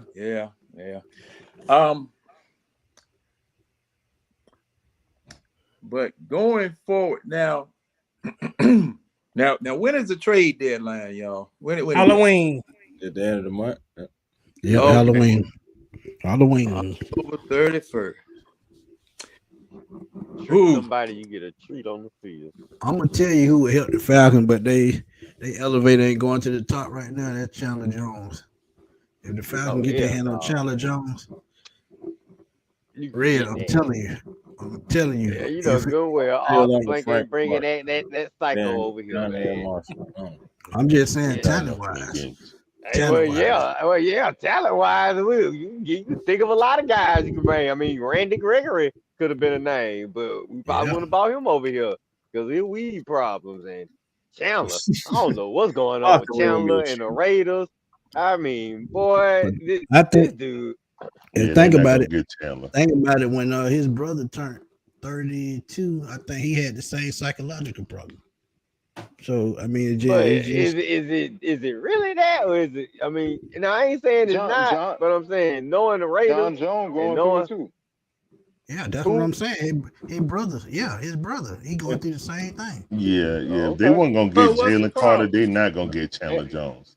What's the problem? They definitely ain't getting Chandler Jones. Doing the same thing too. What's the problem with them? I don't know. They flip out. Yeah, I got to be honest. 32, they flip out. To be honest, I think they both suffer from schizophrenia. That's what it seems like to me. Oh, so, man, I ain't know that's serious. Yeah, that's what it seems like to me, because as I look at his brother, when he was in MMA, they kicked him out for the exact same thing. Wait a minute, his brother is the fighter? John Jones. Yeah, that's Jones. Man. Yeah, that's his brother. Yeah, he had the same. Some of this shit starting to make sense now. His other brother is Andrew Jones from Baltimore. Right. Oh, boy, I thought you were about to say. No, hey, Larry. I thought Winston lost his side. Andrew Jones from not the legend. Yeah, exactly. No, I was about to say, boy, what the hell? No. Andrew Jones ain't related to them two boys. I know for a fact. No, I don't want Kirk Cousins. Not at all. Kirk Cousins, man. Why do people keep associating him with us? Because the best move that we can Falcons need a quarterback on a rookie contract so we can pay all these skill players that we need. Right. That's what they're gonna do. That's what they're doing right now. We can make. The best move we can make is go get Danielle Hunter. All we gotta do is sit and wait till Minnesota is mathematically eliminated from the playoffs. I think that was going to that'll be this week, and hopefully it'll be that probably is going to be the move that end up happening, because I want to say Van Jefferson. No, yeah, I was sitting there thinking number. I want to say his number ain't number like. Oh, he on a rookie contract. Yeah, he on a rookie contract, so he fine. Yeah, I want to say it's like 776,000. But I will say this. Oh, Van on his rookie contract? Yeah, he's still on his rookie contract. Van's still on his rookie contract. So the thing that I would hate, I remember that Ray Ett was signing. That's the only thing that's God. Absolutely trash, dumpster juice. That name make me want to puke, man. Yeah. Man, I couldn't stand it. Got caught up in the Atlanta nightlife. That name is worse than Jamal Anderson, and I ain't talking about the running back. I'm talking about I know you're talking about. Well, hey. You talking about Lucas Swin? The running back. He did not get one sack in Atlanta. Look, one sack. That was hard. Boy, that was a top 10 pick too. Number 7. Oh, you talking about why he was playing? Okay. Number 7. He got a sack. That was his big. Outside of that, he ain't do nothing on the field. Yeah. Whew, gosh. All right, y'all, take please. John Jones is back fighting. He a heavyweight champion again. Oh yeah, heck yeah. He been fighting. He been fighting for like the past 2 years. Yeah, but those same mental issues, he went through it too. He had a couple of mental breakdowns. He had to go to a psych ward to get. Yeah, Dana White made him go get help, so he didn't have a choice. He was a champ. He was a champ for a while, wasn't he? Yeah, for a couple of years. Yeah. I'm gonna holler at y'all. I'm getting sleepy. All right, man. All right, Larry. Check, please. All right, Larry. Check, please. All right, man. Appreciate y'all. 1 minute. Y'all take it easy. I know y'all gonna be up till 5 o'clock. Not me. No. I'm too old for that shit. I'm about like you. It's 2:19 right now. I just looked at the clock. Oh yeah, I'm about to take my ass. I got to fry some chicken. John, he reclining. He can just lay back and go to sleep, so he good. Man, what? Yeah. Let them know where they can find you, Larry, before you go. Man, just find me on the Dixon Way. Me and my beautiful wife do live streams and stuff like that. If you guys get tired of the boring announcers on TV, turn them down, turn us up, man. I'll show be Go to at the underscore the Dixon way. You know what I'm saying? That's I don't know, Larry. You're gonna have some just come check us out this week with the What's up? The best, You're gonna have your boy old Matty Ice in the house, Right. trying to steal your shine this week. Oh, Bring the A game. oh, okay, yeah. Man, he gonna be coming. giving us. He gonna give us his true feelings on the Falcons. Larry, I'll be You wanna- tuning into your broadcast. Oh yeah, we know Appreciate you, John brother. not listening to Maryland. We're gonna be this weekend. We'll be doing want it. tomorrow we'll be doing the Bulldogs and Vandy, and then the Hawks preseason. Then we'll be doing the Falcons game. And I'm gonna do the Texas thing. I can't do Philly, man. I refuse to do that. So I'm gonna do I got some area to fill, so I'm gonna do the Astros and what's the name? But that's gonna fill once that's over with. It's just straight Hawks and Falcons. To be honest, after that, because preseason is so gapped up, you know what I'm saying. So I'm just like, yeah. I'll do the American League Championship Series. I ain't doing the National League. Nope. Now, are we allowed to drink during your Hawks podcast? I just want to keep myself excited. You can. I try to keep it exciting, but I mean, Hawks and they 1 star. If that's what you want to do, then yeah. But yeah, we try to be real. I hope the Hawks surprise me this year. Well, let's see what Coach Quinn can do. I like them picking up Wesley Matthews. Yeah. I forgot we got old West. Yeah, good two-way player. Yeah, we got Patty Mills out there. Yeah.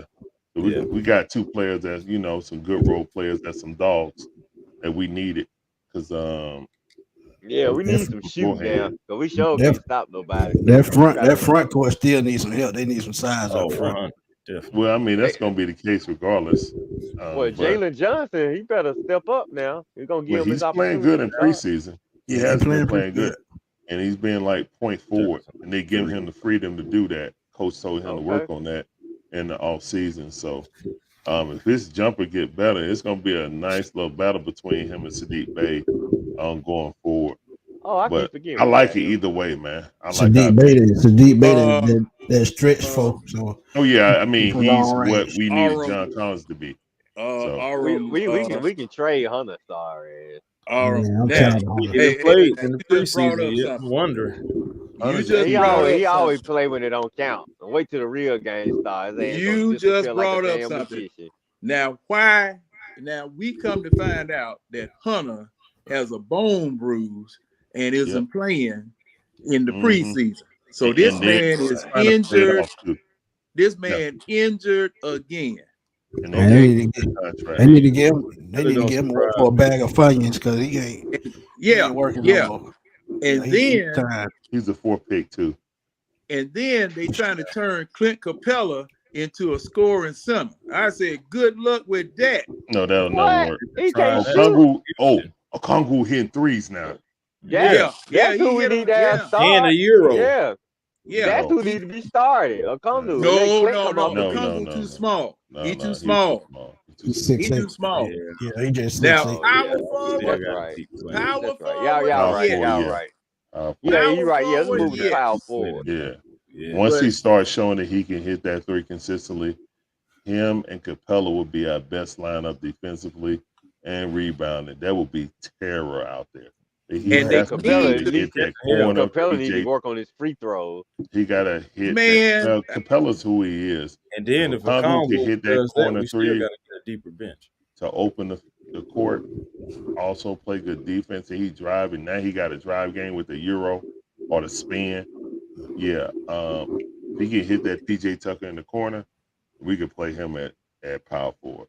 And see, on that note, guys, I bid you adieu. All right. All right, Larry. Appreciate you, bro.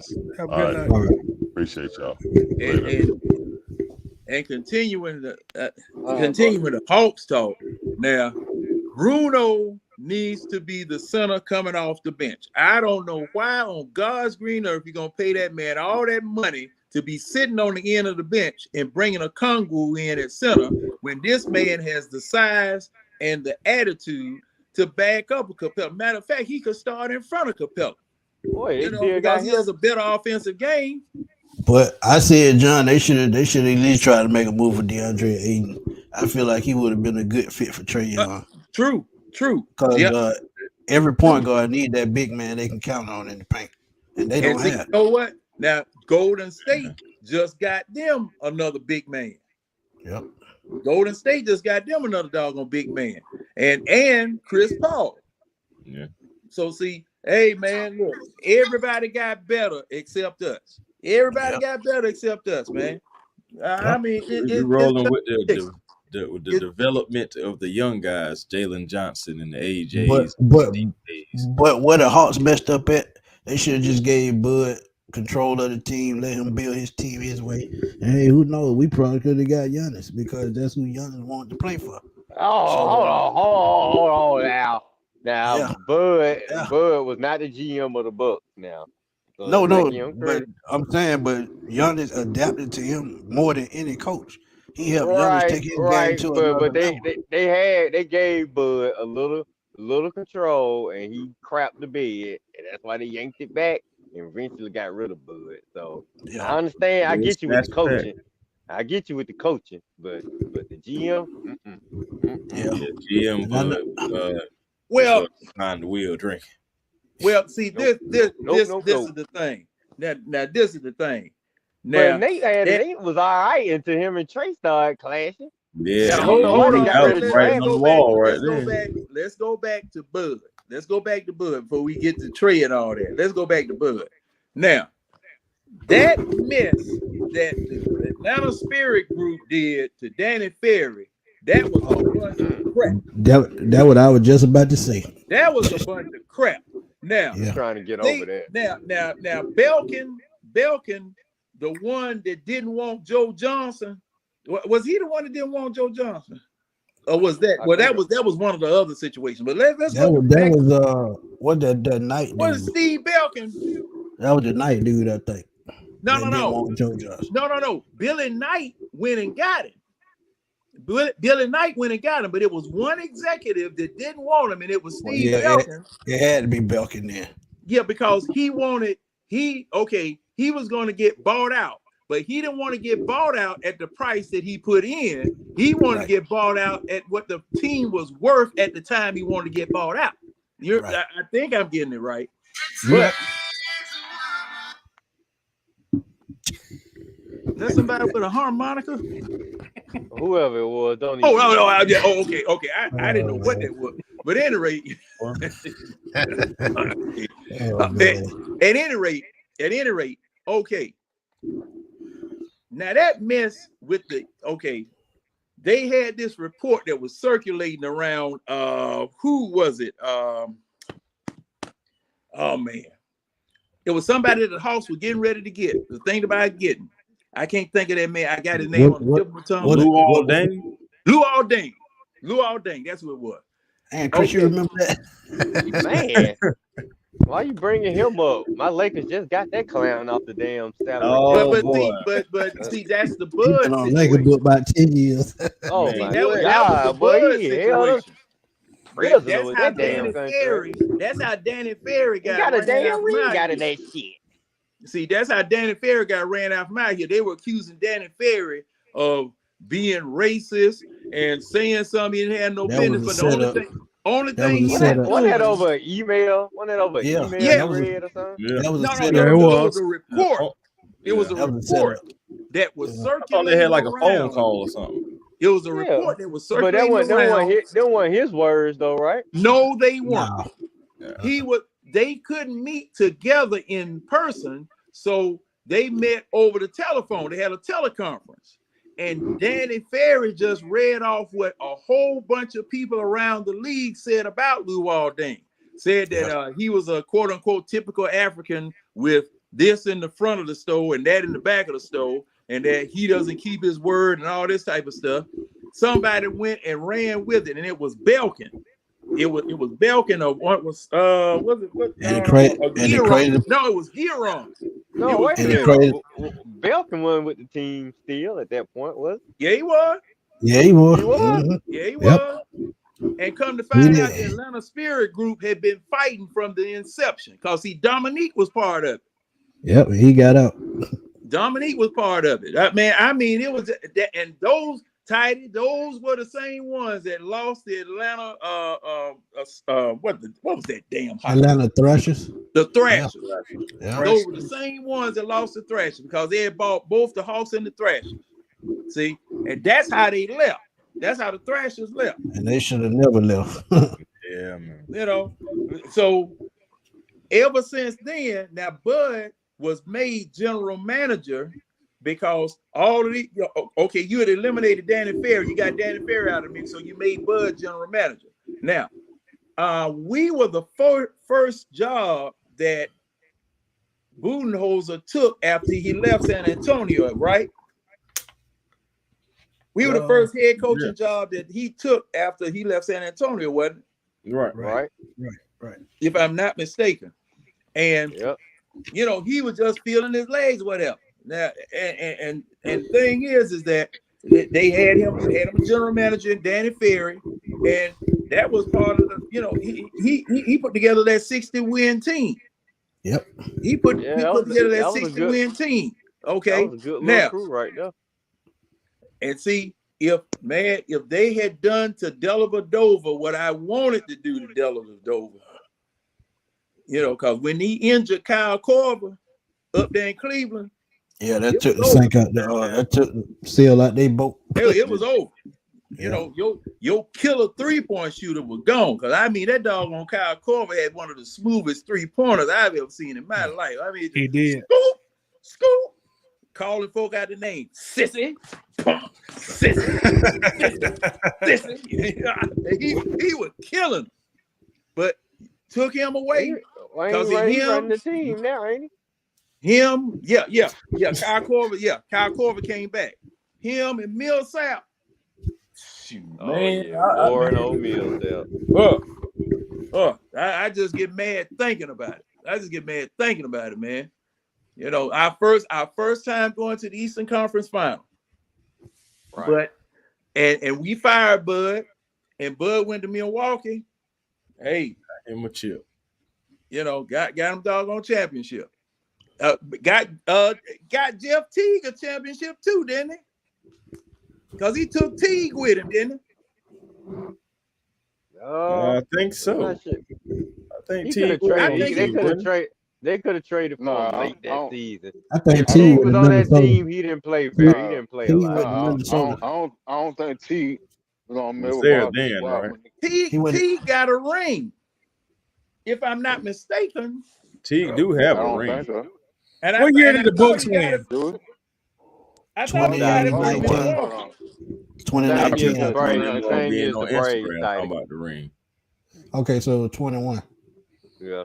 I think T do got a ring. He played with the Bucks from 20 to 21. Okay, so yeah, he do got a ring there. He averaged 60 points a game that year. He won a big part. Hold on. Did they trade him out mid-season? Right, that's what it was. It wasn't like he was like that the whole time. Yeah, I think he was in Minnesota at first. Yeah, he was in Minnesota. I said they traded him out mid-season. He left. Wait a minute. Now, according to go ahead, Winston.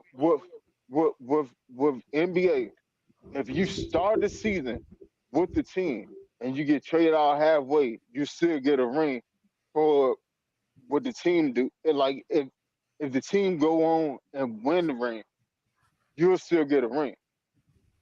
Okay. But I don't think he played in the playoff for Milwaukee that year. He didn't play hardly that much. I don't remember playing. He does have a ring, yo. I think T played. Yeah, because he was on the team, but I don't remember him doing that much. When he, you know what I'm saying? He didn't play that much. If you start the season with a team that win the ring, if you get traded out somewhere throughout the season, you'll still get a ring. Yeah, we know. Yeah, that makes sense. So I'm saying, like, did he get swapped out? Because I don't think, No. He got swapped. He got swapped in. He got swapped in. Yeah, he was on Minnesota at the beginning of that season. and got traded to the Bucks like before the trading deadline was over. So Okay. All right. Well, All shit, right. That's he what. still got Okay, it. y'all. Check it. So Teague did play against us in the conference finals because one game he had 11 points. Yeah, that's right. That's He did. That's right. I keep forgetting they played us. They beat did. us in the conference finals. And thing was, he left. Okay. It was the last game where they eliminated us. He had 11 points. That probably last time he played. He played an average of 5. How much he played in the finals? Series. You what said about the finals? Yeah. So in the finals, believe it or not, he averaged 9.3 minutes a game. The most minutes he played was he had and it's saying that I bet all of them were garbage minutes. Now April the 1st, it said April 1st, 2021, he signed with Milwaukee. Now he came from Boston. Then was traded to Orlando and waived 2 days later. Then he signed with Milwaukee on April 1st, 2021. He played in 21 regular season games for the Bucks, averaging 6.6 and 2.8 assists and 1.5 rebounds in 15 minutes per game. And it said in July they defeated the Phoenix Suns in Game 6, and they gave him his ring. So he did win one with Milwaukee. I thought he did, and we did. He was checking Trey. I remember him checking Trey. Man, Trey wasn't even 100%. Yeah. That he was just coming back from that ankle that he stepped on that official foot. When he stepped back, he stepped on that official's foot, and I guess the official was out of bounds. But he stepped back to take off, and he sprained his foot, and he missed the game. And Lou Williams was running point. And it was crazy because T was perfect behind the 3-point line and everything that game. Yeah, we've been trending down ever since that moment. They've been trending down. Yeah, well, I think no argument here. Well, the problem with it was we weren't really built to really do anything. It was Trae Young, man. I mean, that whole thing was Trae Young, man. I mean, this joker scoring 50 points a game, ending games on hero shots, shooting from wherever it was he wanted to shoot from. I mean, and hitting. And that alley-oop that year was just dead. You got to build on that, John. You got to build on it. And they ain't been building on it. You think he can do it all by himself? You think that ain't gonna work? He got to have some talent around him. Y'all best chance to it. I'm not a Hawk fan. I'm not a Hawk fan. We know. But y'all best chance to have won a championship was when y'all had Joe Johnson and Josh Smith. Joe Johnson. Hey Wilson. Our best chance to win a championship was when we had Dominique. Man, that year they traded Dominique. You mean the year that the Boston Celtics cheated? Yeah. No. See, Dominique was gone. They traded Dominique. No, he was there that year, John. No. He's talking about the 86 season. I'm talking about 86, 87. I'm talking about the year that Dennis Johnson walked and they didn't kick and they didn't call it. You talking about that was 87. Yeah. That was you talking the about when they lost to Game overtime, 7, right? when we went to Game 7 in Boston. Right. When the house was up, overtime. I think 3-2 going to Boston. Then that game go to overtime. No, we were 3-3. When we went to Boston, it was tied up 3 because we blew an opportunity to close Boston out in the Omni. That's what I'm saying. But the house was up 3-2 that series, and they didn't convert. And Larry Bird said, "You know what? You had your chance. Now y'all got to come back to Boston. We're gonna whoop y'all ass." Well, they had 86, 87. Now that had to be chance 86, Joe Johnson 86. and Josh Smith. Yeah. No. Well, the best chance was the Dominique years. Yeah. Cause see, No, that. I'm talking about like currently within Oh no. a Oh, hey, smaller threshold. we talking about period. Overall, We talking about period. Cause see, Yeah. now tied. We were tied Y'all up last 3. best chance. We had them 3-2 down at the Omni.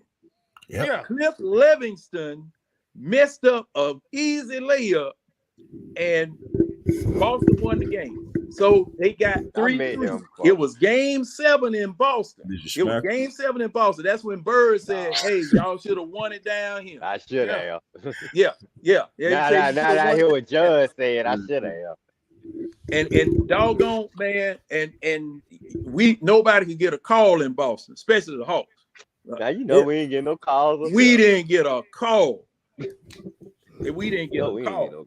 But they already hate black folks. But when Boston was out of the picture, what year was that? We had the best record in the East, and the Houston Rockets had the best record in the West. And the only team that could beat us, talking about. That's the team I was talking about. And we 93, 94. 93, 94. Yeah, Dominique had his best season as a pro that particular year because, if I'm not mistaken, that the season they got Mookie Blaylock. Yeah, they got Mookie Blaylock as point guard. Not say the person we traded Dominique for, because I don't want to hear his name. No, we ain't got to say that. John, that goes down to a different show when you got to talk about tow cars and Club 21. No needs. Well, that's a whole other show. I won't talk about the conspiracy either, man. We won't go with that, John. That's a whole nother show. Yeah. But that was the team that should have, man. That was the team that should have took us to the championship. But Lenny Wilkins, Pete Babcock, and John, Stan Kasten. You remember we had one show and we showed that clip with I remember that. Andre Willis. I remember he told us what happened that year. Yeah, I remember that. But that was we don't want to talk about Peyton and Eli, black brother. Okay, so let's move on. Hey man, I'm about to bounce, man. Appreciate y'all letting me come through, man. I was just about to say, y'all, we're about 3 hours and 30 minutes in, so we're gonna go ahead and close it out. Before we go, let everybody shout out where they can find you. We'll go ahead and we'll start with you, Red. And I think you got a show coming on tomorrow, so go ahead and let everybody know where they can find you. That's right, Red and Real Sports Show, YouTube, Facebook Live, my page, Title page, everybody's page. Y'all know because I'm a share it to everybody, so it'll probably be on everybody. But now y'all check me out, Red and Real Sports Show, 11 a.m. Saturday mornings on Facebook and YouTube. And I'll see y'all on my page talking more sports talk like we always do. Red Rose, I'm out, baby. Keep doing your thing, bro. Yes, Appreciate that, fella. Yes, sir. All right. Also, Chris, let them know where they can find you, bro. Well, let's see, y'all. What do they call it? Twix X, whatever, man. A1 Rock. Instagram A1 Forever. Also on what it is, TikTok. Oh yeah, TikTok, the real A1 Forever, and of course on YouTube, A1 Forever Sports, the show that's cool and fly too, man. We be generational because there's always time to be in. Ain't no point of settling for less. You can always have more with the vision. You dig? Facts. You dig. All right, Winston, let them know where they can find you, bro. In Virginia. Going NBA 2 now all day. 804. You can catch me on Facebook, but you catch me. You can catch me on the Atlanta Bird game and my bad, Winston. On Facebook. I know I threw you off. Both groups. And me and John got something coming. All right. Well, speaking of John, let them know where they can find you at, bro. And make sure to close what you got going on. In Magic City, that's where they can find it.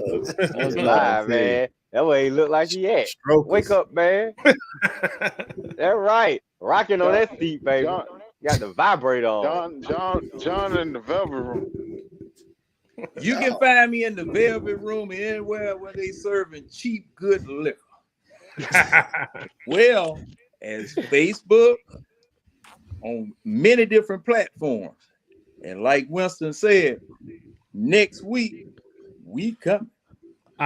John, I know you say next week you coming, so go ahead and put it out on the platform, like where they can find you next week. Let us know the name of the show and everything. Yeah, well, start with all these previews. Next week, Internominum Limited will be broadcasting one show, and this show is going to be called the Eye Test, because we're going to take a look at every doggone aspect of the NBA as well as NFL football. And me and my partner Winston, we're going to examine these things. I'm going to get his expert opinion on what he sees fit to talk about, and I'm just going to be raising hell.